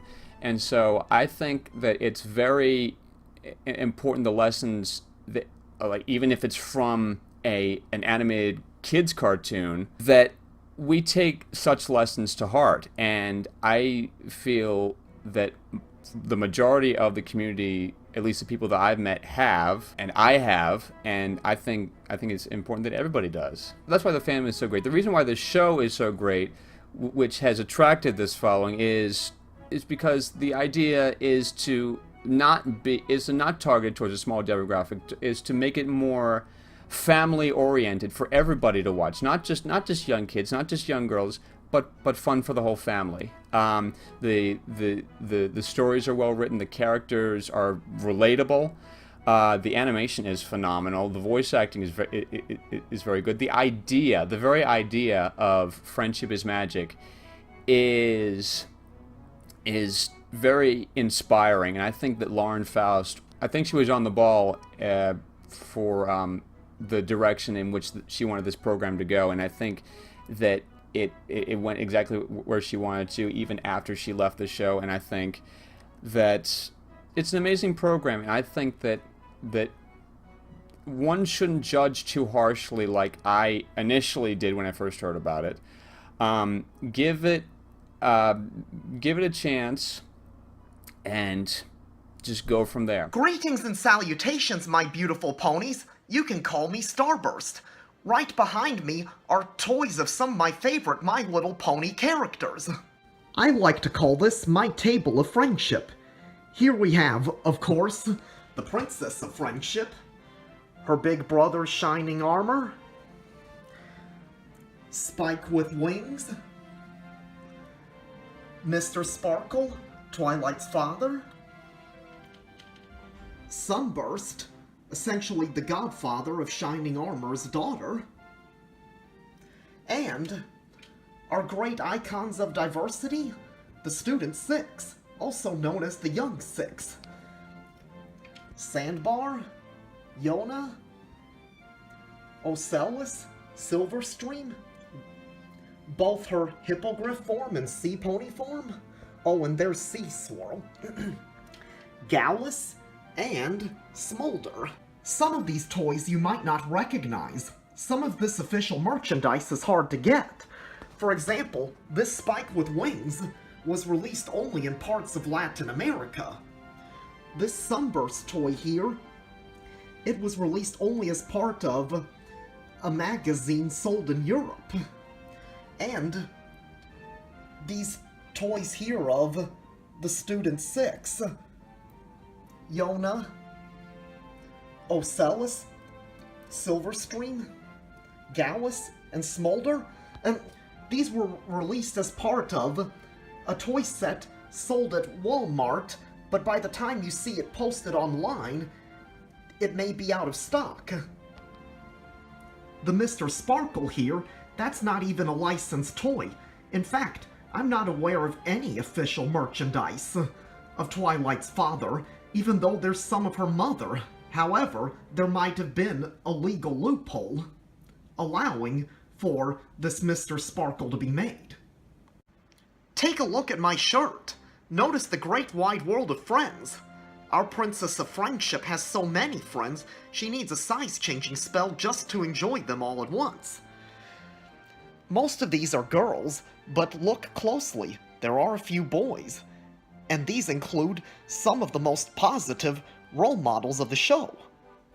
Look at Shining Armor, Twilight's big brother, Sunburst, who's essentially the godfather of Flurry Heart, the daughter of Shining Armor and Cadence.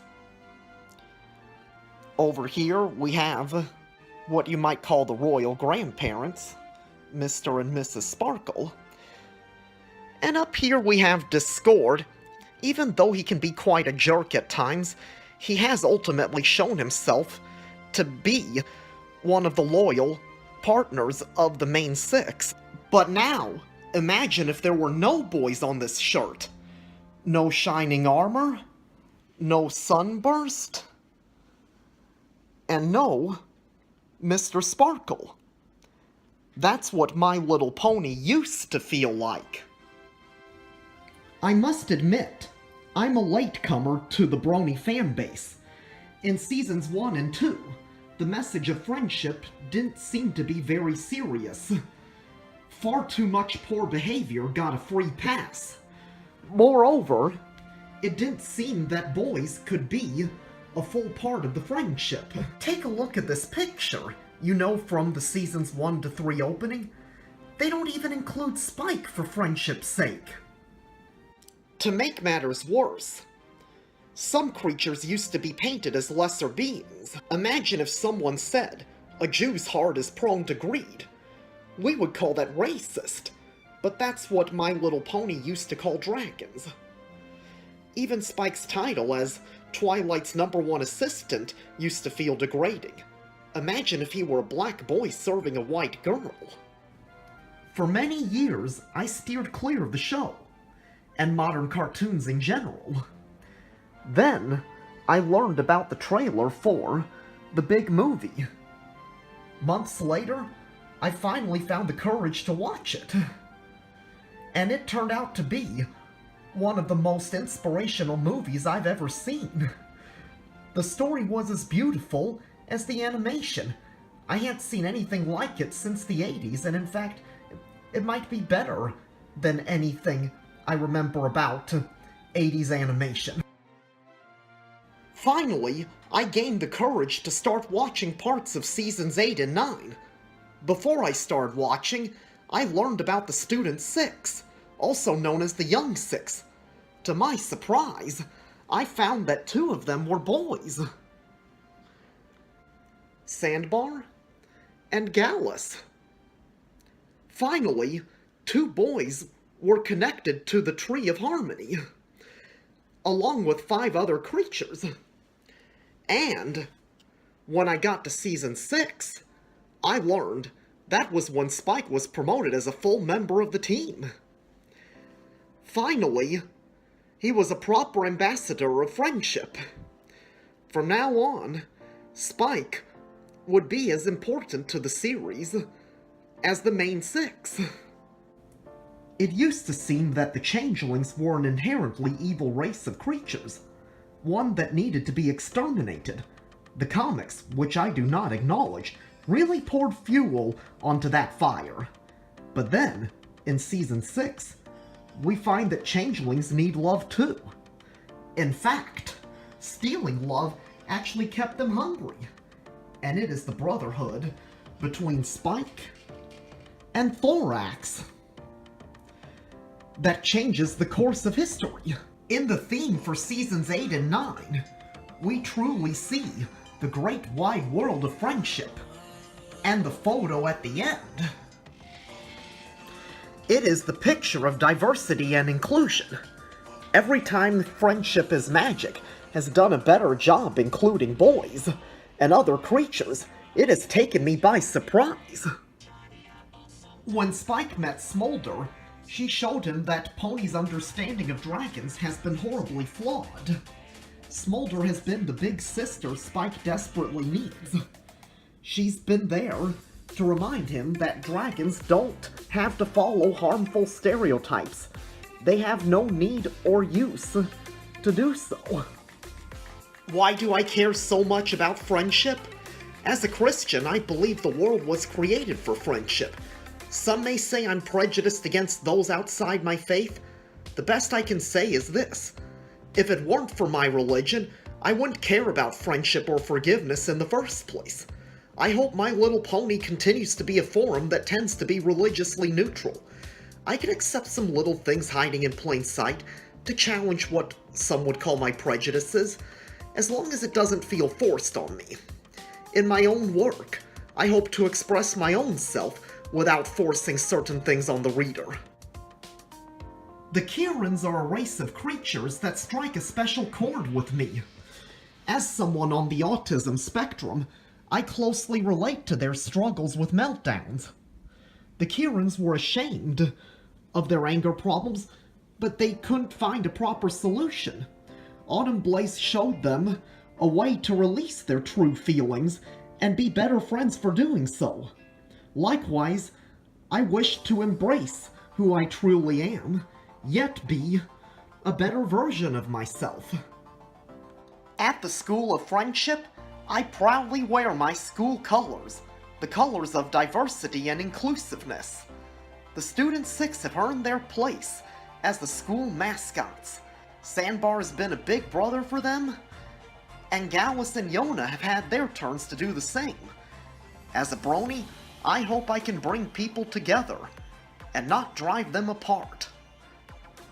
Merry friendship to all, and to all a good night. Hey, that should be a new holiday.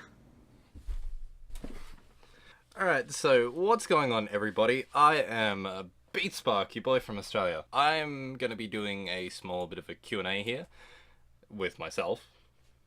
Learner hours.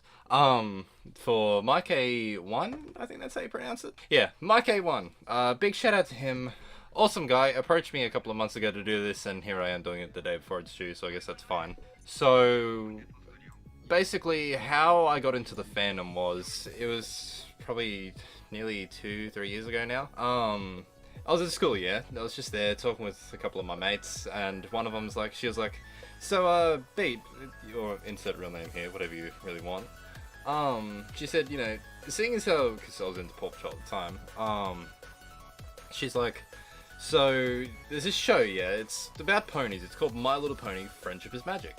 And she's like, you know, why don't you give it a watch, you know, she said, you really might like it, so, I'm like, okay, bet, you know, so, I went off about a week later, I was able to get, like, the whole first season onto my phone, or, sorry, my desktop, and, I gave it a watch, literally hooked from the first episode, Twilight Sparkle, top tier shit, and then, yeah, that's it, I guess, just went on from there. The next thing, how I got into the fandom, so, after I started, watching the show on that, I came across this app called Brony Tunes. It's an iOS app, free, made by the awesome Jacob, what's his name? Yeah, that's right, Jacob Sindio. Total Chad. Yeah, go check him out on his socials. Yeah, so he made that app, and then I was able to get into some of the, musicians such as, Silverhound. I was able to, really discover some of the old classical shit too. So like, the Living Tombstone stuff from 2012, Glaze, Mike the Microphone, all the classics. Oh, and I Bring the Bells. Fantastic guy, go support his work on YouTube. Yeah, and then I got into Twitter, which in hindsight probably wasn't such a good thing, because it's a bit of a shit show. Yeah, so I got onto Twitter, and then from there just got onto Silverhound server, and then, just kind of started branching out. Ponies, man. Okay, meeting people. So that's also would branch from being on Twitter, just in Silverhound server. Yeah, so I discovered people on Twitter from both America, all around the world, Australia. Yeah. That's about all I can say for that one. As for work inside the fandom, well, that's an interesting one, because when I joined the fandom, I didn't think that I would get into music. I just thought, I'm here for the ponies, watch the show, that's cool. But then, massive shout out to the Living Tombstone, because everyone already knows him, but he gets another one, I guess. He's a massive one that really inspired me to get into music. It's just really, I'm a massive fan of that really old school classical dubstep and whatnot. So I'd always find myself, trying to emulate that. I've honestly come a really long way in this past year of music production, and I've honestly been really glad to make music for the fandom and give back to a place that, I never thought would help inspire my creative talents. More so than the furry fandom! I'm gonna keep this short though, so I'm gonna give a massive shout out to Bumper, DJ Aussie Beatbreaker. Yeah, I'm gonna give another massive shout out to my son Poloris. Fantastic guy, please go check out his music. Donut Wubs, yes. Fantastic, follow him. I love him. He makes some of the, in my opinion, some really, really cool paintings. Definitely go check out his work. And then my boy Burning Griffin. Go listen to his music. He did this really, really cool tech step remix of my song Hooves Upon Tartarus. So, yeah, I guess thanks for watching, and I'll catch you all later. Bye! Hello everyone and every pony. My name is Silly Sleeper. I'm an artist for the My Little Pony fandom. You might also know me more commonly as this pony with the purple pajamas, or through my friends. Most of them are the more popular ponies on Twitter and those kind of places. But anyway, I was chosen to kind of talk about my experiences with the My Little Pony fandom and the show, and why it's so great. And this is my Brony experience. So, why was the show so great in my opinion? I think the biggest thing that I found to be awesome about the show was just how diverse the characters were. There was younger characters, older characters, there were characters of way different races, like ponies and the griffins, dragons, and just like they're all coming from different walks of life. And that really reflects on today and just how the world works in general. We all come from different places, we all have different ways we view the world, and it just really stuck in my mind just how true to life that is. That we should, in making friendships, we should realize that we're not all the same, that we all come from different places. It's one of those things that I've always tried to keep in mind after watching the show, and it's always stuck to me,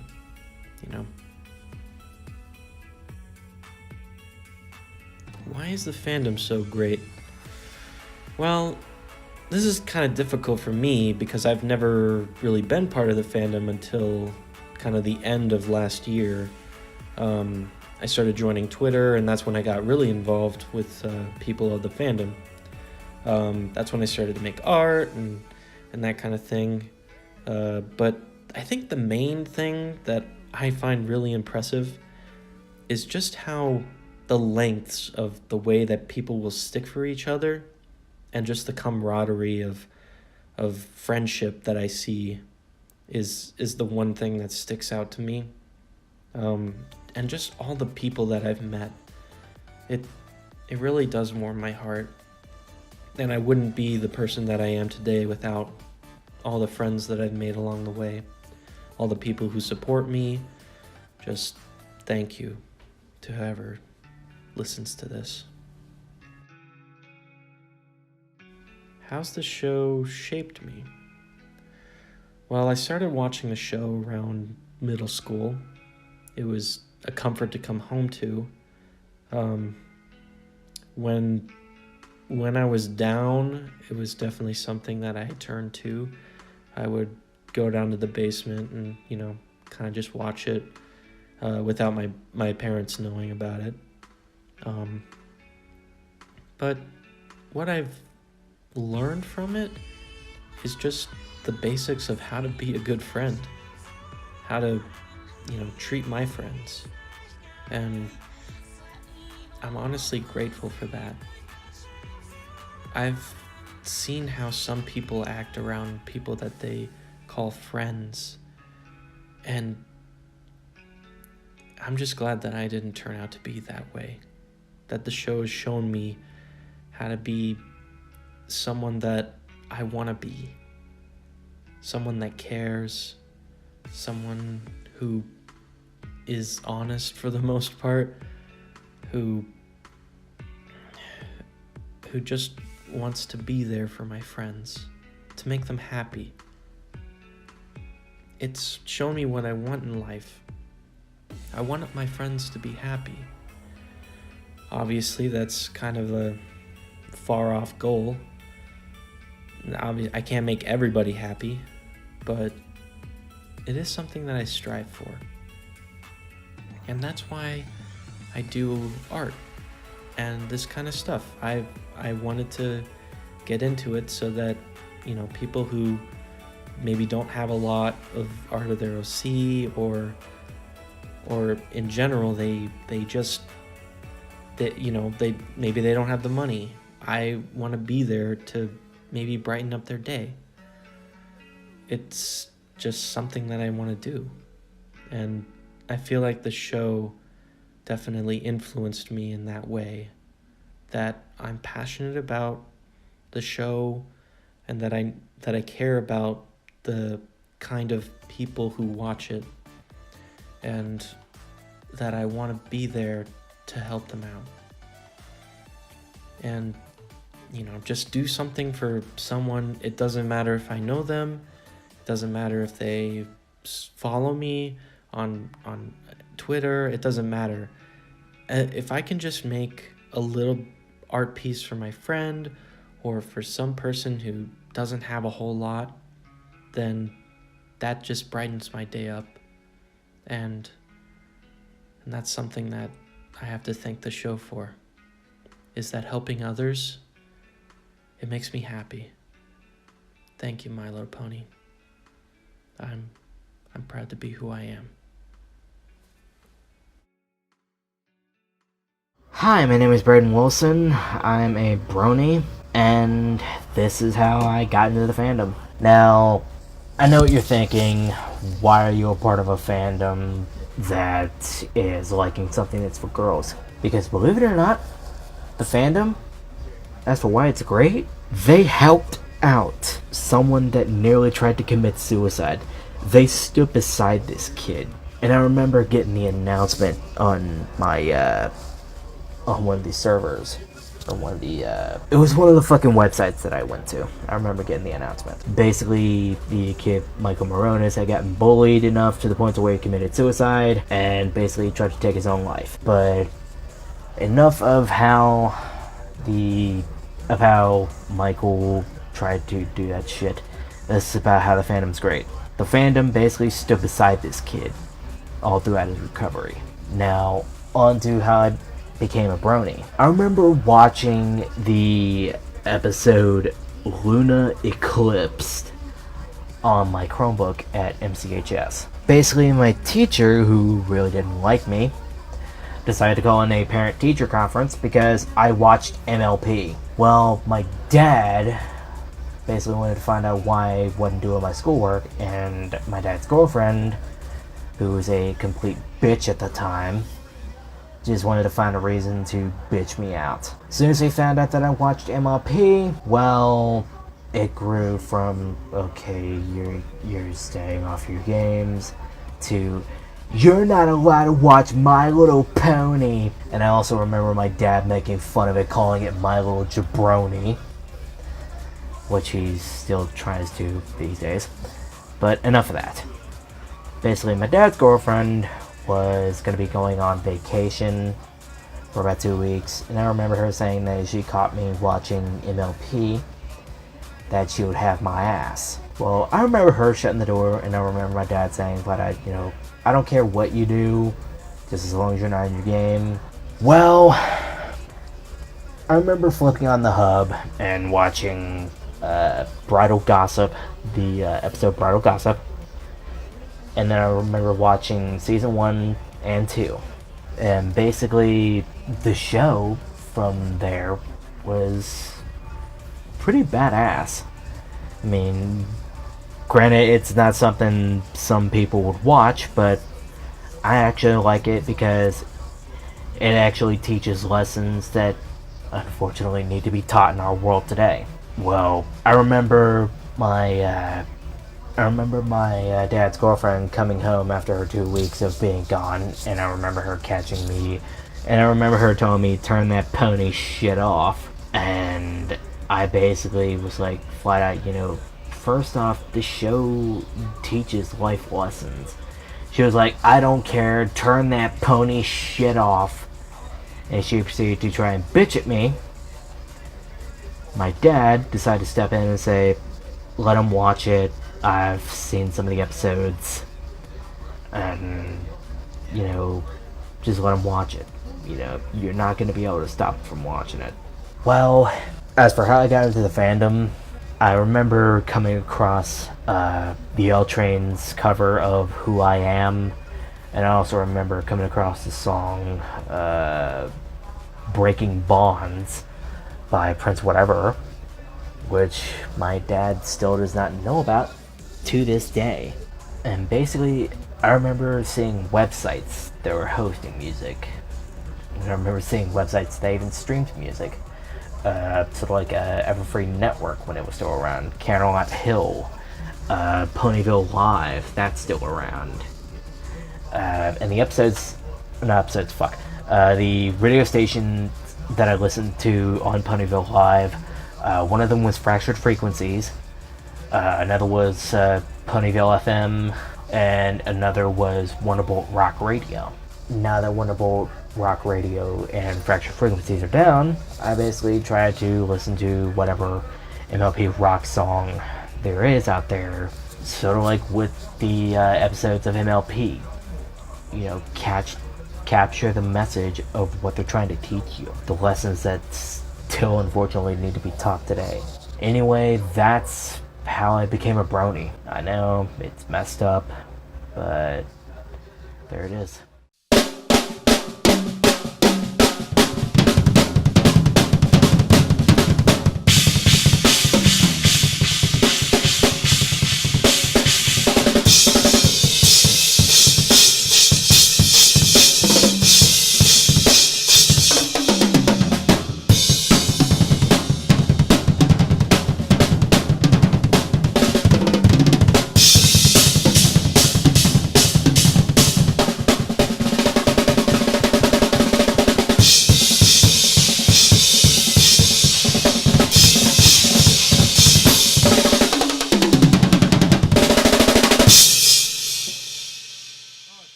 Oh man, how do I begin to describe this fandom in one word? A freaking renaissance. Like, legit, this fandom has become such a huge renaissance for art and creativity. Like, you can't get enough of it. It's like so much like in your face. Like, it is such a great fan base. The show has really shaped me into the person I am as a drummer, because I was a drummer way before this fandom, but when the fandom came in, or when the show came into my life, that's when I started to make sure that my playing was much on par of the show. So I got into My Little Pony back in July of 2011. I was playing a game called Team Fortress 2. Some guy was giving me random keys or whatnot, and he's like, hey, you want to watch an episode of My Little Pony? I'll give you these 2 free keys. I'm like, what? That's stupid. No. And I had a dumb brain at that time. I was about 12 or 13 years old at that time, and I had no idea, and I wanted keys so badly. But at the expense of my stupidness, I wanted the key so bad so I could watch the episode and be like, haha, this show's funny, haha, whatever. But I realized I was so wrong. Like, episodes 1 and 2 of Friendship is Magic completely changed who I was as a person. So, and then I got the 2 free keys, and then I got banned from the server, and that was fun because the server I was in did not like bronies whatsoever. And the rest is history. Started to make friends with many of the content creators like Lil Shy FIM, Tootsie Forever, and most of the video editing content creators, and then it moved on to music, such as Cyril the Wolf, Pony1 Kenobi, and Tarby, and Prince Whatever, and most of those musicians within the fandom that I started to become friends with in like 2018, 19, 17-ish, for when I was starting out as a drummer. The show is fantastic. It has a lot of morals and stories. It also has life lessons that I take seriously, like when I'm gaining a friendship or when I'm learning stuff from the show, like for example, the royal wedding episode.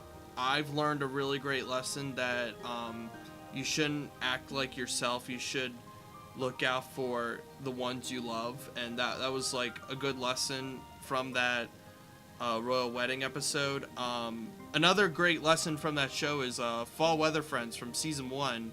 How Rainbow Dash and Applejack were being competitive, and there is no winner or loser. At the end of the day, friends always win. So that was something that really stood out for me when I'm having friends. Is like, there is no winner or losers. You gain a friend, you be a friend.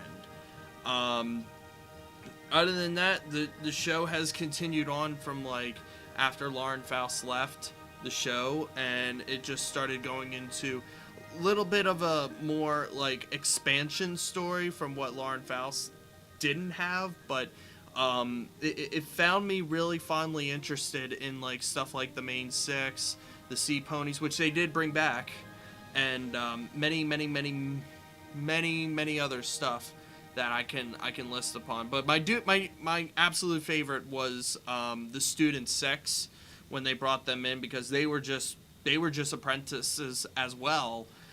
And it really struck me because, you know, the Student 6 were kind of like the apprentice to the main 6. Like, they were like the core in it. So, yeah, that was really interesting. So the fandom itself is a fantastic fandom. I've had lots of opportunities to play with musicians, and I've had lots of opportunities to play show, travel across the world, and putting my talents. The one mission I always have when I'm playing in the Brony fandom is just like my heroes, Mike Portnoy and Neil Peart. I had to put those 2 drummers that I loved as heroes, and I had to put it in the fandom to make sure they get the same kind of experience that I once had as a kid, to make sure they leave home happy,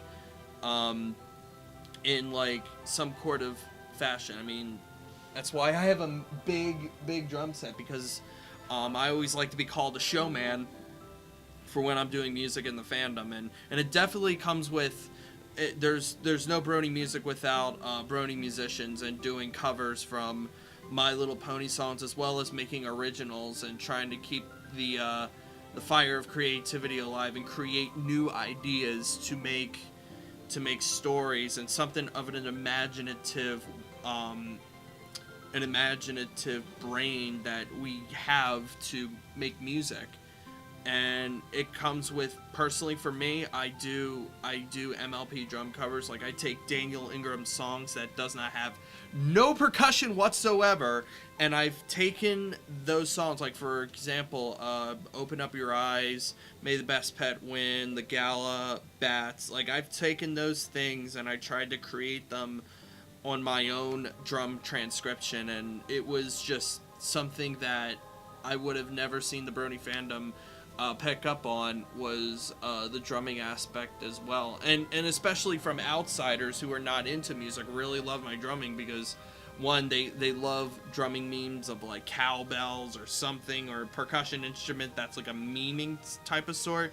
They grasp onto that, even though they're not, some of them weren't fans of music, and now they're fans of music now, and it's a really huge honor, and I don't take that lightly, and it's amazing, honestly. So the con I got to play at the most was BronyCon, because BronyCon was something that I always got to play at when I was like playing music from MLP music that I played on my own, and I got a chance to play with Cyril the Wolf back in 2017, and that was like the hugest break for me, because one, I shared my talents on the big stage, and I was very lucky. This was like my first major Brony convention performance, and I never knew performing on a big stage like this. Like Bronies, you know, their first chances of playing a pony concert would be like a small convention in West or the Middle Coast, but to perform at BronyCon for your first Brony musician performance, it's like I'm the luckiest guy ever, and it's crazy, actually. When I first heard about BronyCon 2019 ending, I was shocked. We all were, that I thought BronyCon was gonna go until it was not gonna last anymore, but to end it off in 2019, in my mind, I'm like, they got something going on in their minds. And then I got to perform at BronyCon 2019, and the crowd was like, back in 2017, the crowd was hyped up, but the crowd at 2019, it was electric. Like electricity bouncing up and down. So basically, this is what transpired, is like performing with these musicians you grew up listening to when you were like 13 or 14, and getting to play with them at a Brony convention. It's like, how did my life from 9 years later turn into this? This is complete crazy madness, for goodness sake. Wow. So then when BronyCon 2017 ended, I was sad. I was so sad, because this would be the last time I performed something like this. So honestly, it's been a really wild ride, especially with the final season, watching the show from start to finish. It's been an amazing journey, gaining all the friends that I got and collaborating with them, still making music, still making Brony music with them, but it feels like that even though the show ended, there's still that creative force that's still going on to this day, and I feel like it's going to continue for years to come. And I know people have said, oh, the fandom's dying, but let me make this very clear. Have you seen what other fandoms are doing? Like, have you seen the furry fandom, the Star Trek, Star Wars, Firefly fandom? Like, look at Firefly for a sec. It only lasted 3 seasons, for goodness sake. And they're still making fan content out there, and it's like, it's relevant and it's popular. So all I have to say is, why not us? Why not us? It's just something that we have ingrained in pop culture ever since our introduction in late 2010, early 2011. And it seems like 9 years to 10 years from now, it's like, we're still here, baby. Let's go. And even though people have said to us that, you know, despite all the drama and all the weird parts of the fandom, you are going to have your weird fans. But that doesn't mean they're excluded. Every fandom has its weird fans. Every fan base has its weird fans. But that doesn't mean that they should be excluded. They're people too. So, unless you're a bully, but hey. Honestly, personally for me, I will still be a part of this fandom. I will still go to meetups, and I will still be a part of the family that I grew up and learned from for 10 years straight. It hasn't changed me one bit that the fandom has ever let me down. There were some letdown moments, but in the end, friends is what keeps this friendship, and magic is what keeps this fandom driving. It's something that we can't control over because, one, people, our group, really like each other so much that we have fun, and even though we may be weirdos, but we just have fun. That's all we do, and it keeps us happy, it keeps us peaceful, it keeps us something that we can go back to and say, you know what, I remember doing this. It was fun. I want to continue that magic. And that's what I want, is to continue the magic of what I felt when I was 13 years old. This fandom is not going anywhere. Despite having critics and despite having the haters, you're always going to have critics and haters. But the one thing that still holds on is you will always have your positive fan base. And that's what it is right now. So,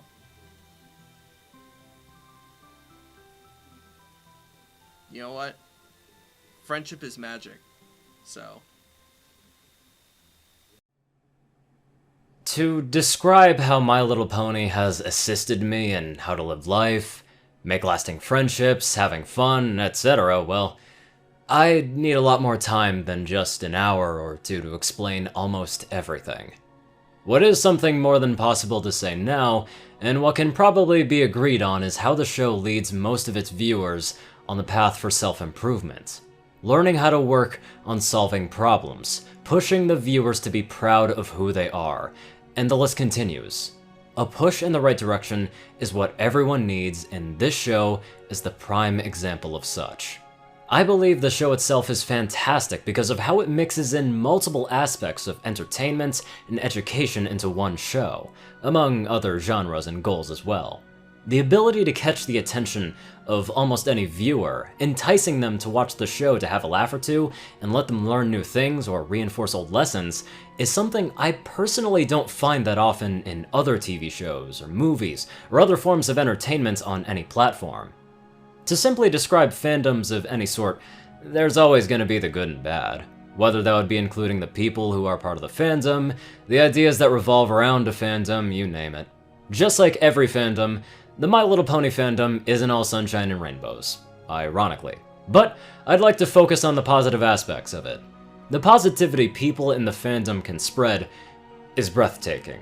Inspiration spreads and grows among many people in the My Little Pony fandom in ways that I just can't see happening too often in other fandoms, though that's just what I see. Between the episodes that people say that they dislike and never want to watch again, to episodes that have an immense rewatchability value, I can honestly say I wouldn't even mind if the episode was just a cliche lesson to learn, if the writing was not at peak performance, or even if it was just a slice of life episode. No matter what, I'd always find enjoyment in watching the stuff, and I hope others might agree with me on that sentiment. It's practically why Pony Life ain't half bad for my tastes. It's a show that you just have to sit back and relax to enjoy. If and when there is a 5th generation of My Little Pony, you bet I will be watching that as soon as possible, and hopefully a new large influx of people who might watch the show will join in on the fandom. As for the entirety of My Little Pony and what expected or unexpected assets come with the show, it's one hell of a group to be a part of. Even with the negative sides that may adversely affect the fandom, it's probably much healthier to not let certain things taint something that you might enjoy. And that goes for many different things in life, not just My Little Pony. Focus on the good if possible. More importantly though, live life to the fullest. Hey guys, Wuten here. You're probably wondering why you're not seeing a face here.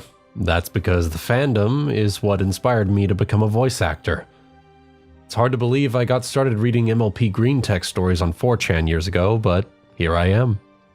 I'd seen the memes posted on other 4chan boards at the time, of course, but I thought little of it until I got into creepypasta, actually.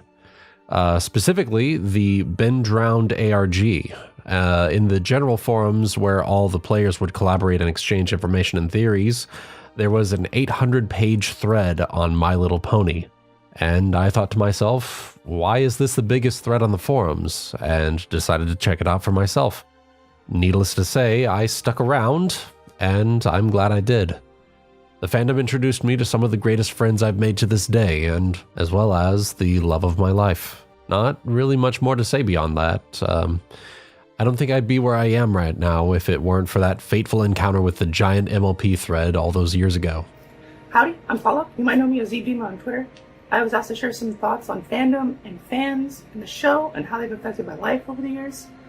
Funny enough, I was raised by fandom. I'm 100% a fandom brat. My mother is a Trek fan. I've been a furry for most of my life, for almost 20 years now. Met my boyfriend through the Brony Fandom, met my husband through the furry fandom. So furry and Brony and fandom communities have shaped my entire life. I first became a Brony not long after Season 1 had ended in the hiatus between Seasons 1 and Seasons 2.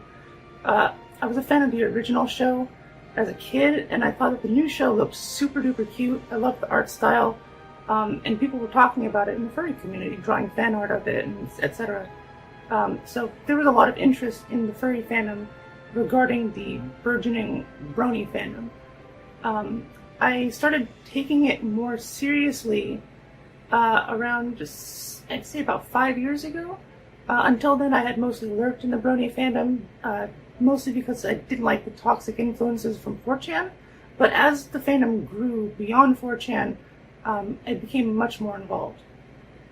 I joined Main Chat, the Discord server that I own and run, about 5 years ago when I decided to become more involved. I made myself an OC, and I just really wanted to get more into the community and get to know some people better, especially some of the artists and authors that I had come to appreciate over the years. Getting more involved with Main Chat literally changed my life. I've met some of my closest friends on Main Chat and through working, volunteering my time to Main Chat. A year into joining it, I had become a moderator, and the original founder of it, Midnight Aegis, had decided to step down to focus on personal stuff in his life, and asked me if I was interested in stepping up to take over. I volunteered to take the position. I figured, it might be a good way to give back to the community that I was so invested in at that point. And it was an opportunity to help improve the fandom, I think, in some very key places. So I've been the owner of Main Chat ever since then. It's taught me a lot about what makes a leader and the value of integrity and commitment. I've also learned a lot about making ethical and moral choices over the years, such as how to address the issues of racism, sexism, homophobia, and transphobia in the fandom. That bigotry has been a real issue within the fandom for many years now. It's not, I don't want to use the term normalized as much as it's been dismissed by a lot of the people who aren't affected by it. So I feel like as a team, the moderators and myself on Main Chat, we've really made a commitment to trying to curate a different kind of space within the fandom that rejected that kind of bigotry, and was more welcoming to the kinds of people that bigotry was directed towards. Our community on Main Chat has only continued growing over the years, and I think we're at about 6,000 users now. A big part of why we've been growing so much over these years has been our commitment to that idea of being an open space for people who are subjected to bigotry, specifically racism, sexism, transphobia, etc., what I mentioned earlier. So we're a space for bronies from different minority groups to connect with one another without having to worry about more judgmental or bigoted bronies harassing them or trying to abuse them or judging them. So I myself speak out against bigotry in the fandom whenever possible on my Twitter. I lend my voice to others who talk about it within the fandom on Twitter and in other places. I hope that we've inspired, on Main Chat, I hope we've inspired other bronies within the fandom to have the courage to say something, to make a difference, and to make changes, the kind of changes they want to see in a more positive fandom. The fandom no longer hides from that ugly mark on our history. We recognize that we came from 4chan, we recognize the kinds of humor that they tolerate there, and a lot of the fandom has realized that we're just not interested in that anymore. We've grown past it.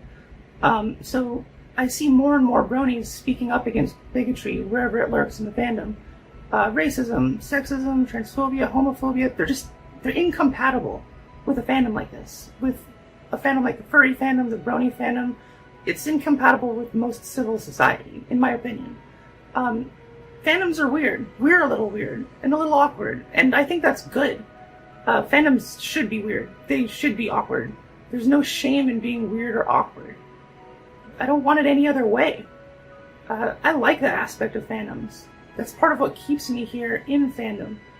The fandoms I'm a part of have been like an extended family for me, and I want new people who come into fandom to have that same kind of feeling that I had. I expect I'll be part of this fandom family for a very long time. Hello everybody, it is I, ThatAussieBrony, and I just wanted to give this quick video a quick shout out to Michae1. I'm not sure if I said your name correctly, but I hope I did. I just want to give a quick shout out to you. Thank you for letting me be a part of this project. With that said, here's my history with fandom. Okay, to tell the story on how I became a brony, and really my history, we'll have to go. My story begins back in 2016, where I was playing a game on Roblox called Roleplay is Magic, when I came across this character called the Maniac. I was interested in who this character was, so me being the person that I am, I decided to look it up on YouTube. After that, I saw how the character was defeated from the episode Power Ponies, and that's really how I started watching the show. Unfortunately, because of the first 3 episodes of Season 7, I did not watch the show for pretty much all of 2017. However, there was a few YouTube channels that helped me get back into watching the show again. Josh Scorcher, Voice of Reason, Sawtooth Waves, and AC Race Best. After Season 7 had finished up, I started watching this series once again until Season 9 was announced. When that season was announced, I marathoned the entire season as much as I could, which at most was 1 episode per week because I'm a really busy teenager. I finished watching the series in late October 2019. As a result, Friendship is Magic is a show that has brought more friends into my life than ever before. And with that, that is all I have to say on my history of Friendship is Magic. Hello everyone, my name is Austin Benson, and I am a video editor, voice actor, musician, meme comedian, and content creator here on YouTube. And I have been a member of the Brony community since August of 2014. So, I first got into My Little Pony thanks to an episode that I can now consider to be my favorite episode of pre-Season 4 Friendship is Magic. The episode in question is called Putting Your Hoof Down from Season 2, and to keep it brief, I really enjoyed that episode because it would actually pertain to me later in my life. I think My Little Pony Friendship is Magic is a great show for a number of reasons, but I think the main reason the show is so great is that, in my honest opinion, I can't find any other show in which the writers listen to the viewers and pay attention to what they want. For example, in the season 4 finale, the writers treated us to one of the greatest moments in probably the show's entire history, and I think this clip basically summarizes our reaction. Roll clip.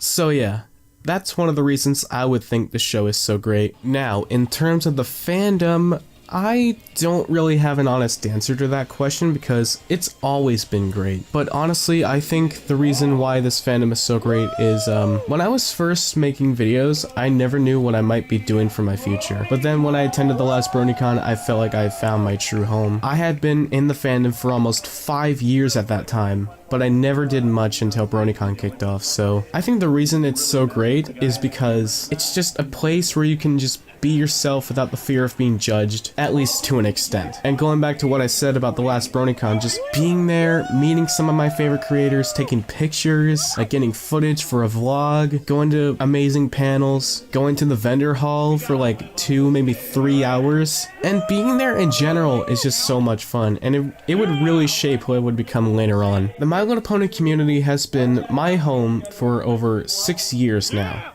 And if I had one word to describe it, I would say passionate. I would have never done voice acting, video editing, YouTube, or pretty much anything on the internet if it wasn't for the amount of appreciation this fandom can basically just throw at you. I've been making videos since November of 2016, and at the time, I was just a young boy who never knew what he was doing with his content and was just uploading random shit that he could basically get his hands on. And now he knows exactly what he's doing. He's actually doing something with his life that he thinks is good for him. If it wasn't for all of the positive feedback, the heartwarming comments, and overall just the undying support that I've been receiving over the last 4 years, I never would have expressed who I truly want to be. And it was all thanks to this very wholesome and just extremely kind community. Yeah, there have been quite a few hiccups along the way, but we tend to look beyond that and focus on what's in store for the future. And if I'm completely honest, I am really excited for what's next in the fandom. I mean, who knows if AC Racebest or Black Griffin make a cameo in Generation 5, or if one of my favorite reactors reaches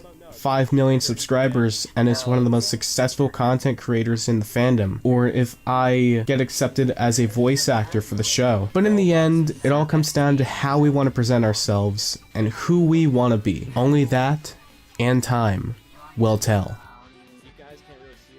Hi, my name is AJ Vasquez, or just AJ Pony, and I joined the fandom during the first Equestria Girls era, right before the start of Season 4.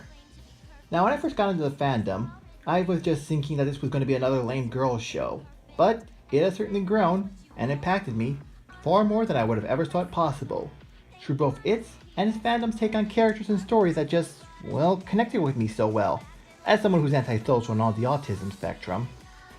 And though at first my creative side was more for a writer thing, it soon became more when I discovered the world of YouTube, collabs, and making friends through it, where we work together, and throughout of it, and even some of the hard times, have become some of the greatest and friends I could have possibly known. Whether it be them helping me through hard times, me helping them through hard times, or it's giving me great gifts, like this here from my friend Casey, or this book from my friend Midnight, this plushie from Twilight 360, or more recently, this badge from my friend Fable. That said, there have certainly been some dark times. Friends lost over what seemed like the silliest of things, or because of something I didn't think was a big deal at the time until it was too late. Disagreement with people in real life who disapprove of my interests and lifestyle choices. And that's not even touching fandom dramas, whether it be a silly he said she said thing, or something more serious like with Toon Critic or Grizzly.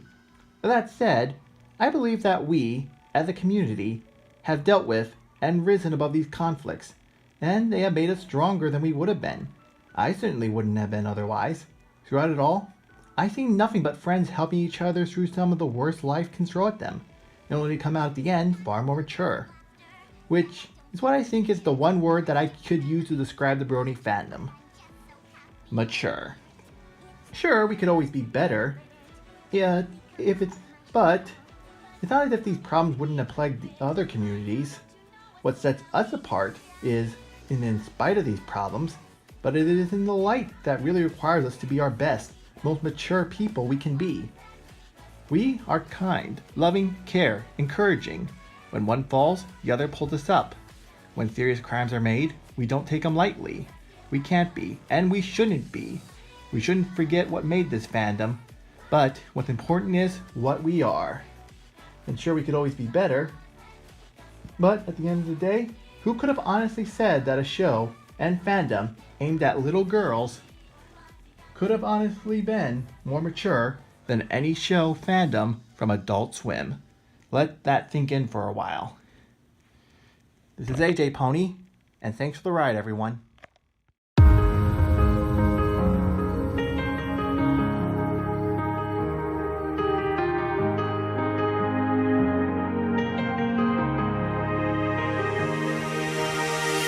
I'm here to show you who I am.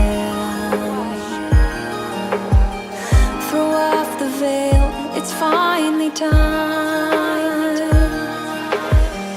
There's more to me than I am a brony. I am a brony. I am a brony. I'm a brony. I am a brony. I am a brony. I am a brony. I am a brony. I am a brony. I am a brony. I am a brony. I am a brony. I am a brony. I am a brony. I am a brony. I am a brony. I am a brony. I am a brony. I am a brony. I'm a brony and damn proud of being a brony. I am Josh the Brony, and I'm a brony. I am a brony.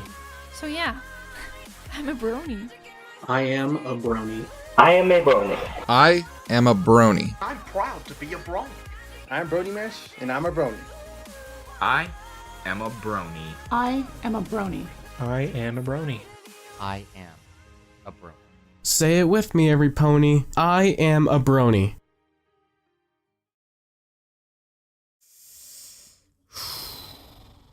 Where to even begin? Well, I can't fully interpret everything that I can think of. I just need to be able to scale everything down to a short 5-minute segment. However, this may be longer, but let's not stride too far away from the topic.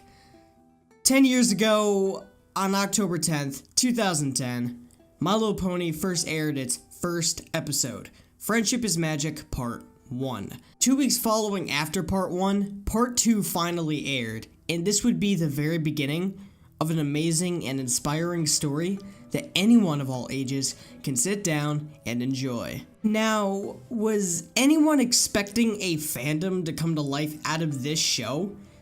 No, not at all. Apparently, discussing about the show was a popular trend that arose on 4chan, and people on those forums would consistently joke about joining the herd, as they would say. But it didn't take long until there would be actual fans of the show that were not from the target demographic Hasbro was aiming for.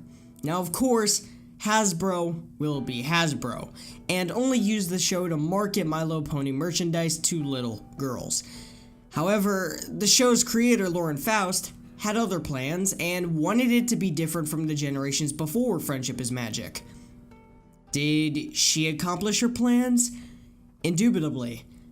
Not only did she create a new and fresh generation for anyone to enjoy, but she also gave ascendance to the Brony fandom. Lauren eventually left because she wasn't given enough creative control over what she wanted for the show. However, the entire show staff worked hard to make it live up to Lauren's expectations, even after she left. Not only was she satisfied, but the entirety of this fandom was. Seasons 1 and 2 weren't really the best. Even when I go and look back on them now, they were subpar to my standards. However, everything after Season 3 started to pick up pace, and Season 3 is where we started to see a tyrannical villain. Maybe Discord would count, but I believe Sombra had more vicious intent with how he wanted to rule the Crystal Empire and eventually all of Equestria.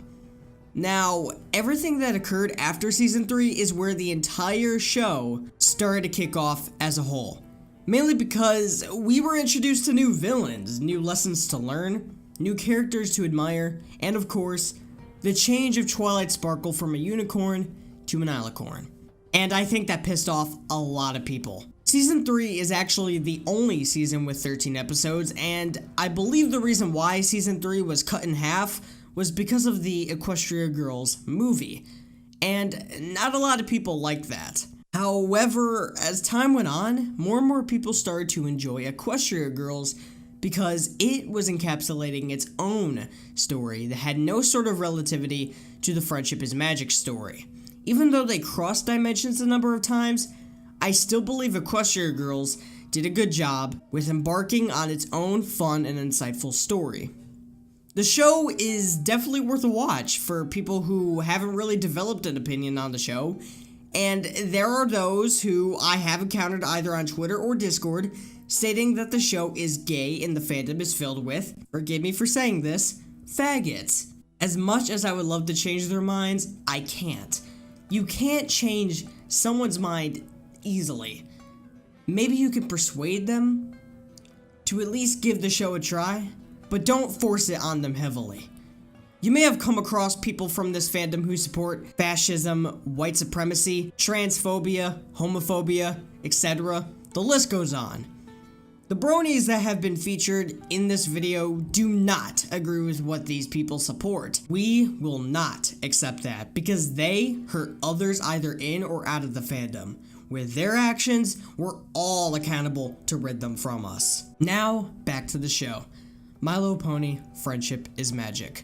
What can we learn from the show as a whole? What was the entire message? The story? The message that was shared was definitely friendship is forever. You were probably expecting me to say is magic, but the magic is in forever. Friendships can last a lifetime, but some may not even last.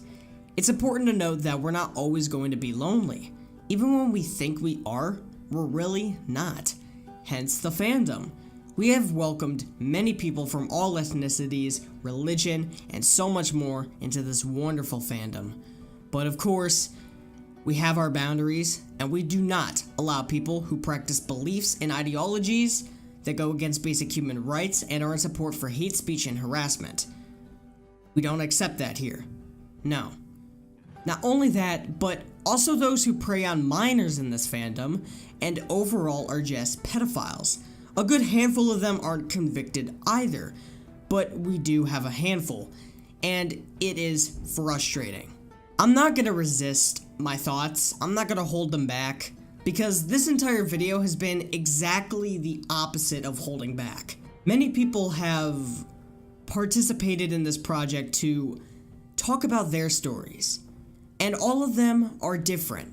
Start from a different origin point, but are also similar, but yet so different. I really do admire the creativity and humble community that surrounds the basis of the show. I've gotten to talk with so many people from this fandom who either have small or big influence with what they have done to commemorate the fandom. You may have recognized a few people from this video, and if you didn't recognize any, that is alright. There is a message that we have all shared today, and that message can be a multitude of many great things.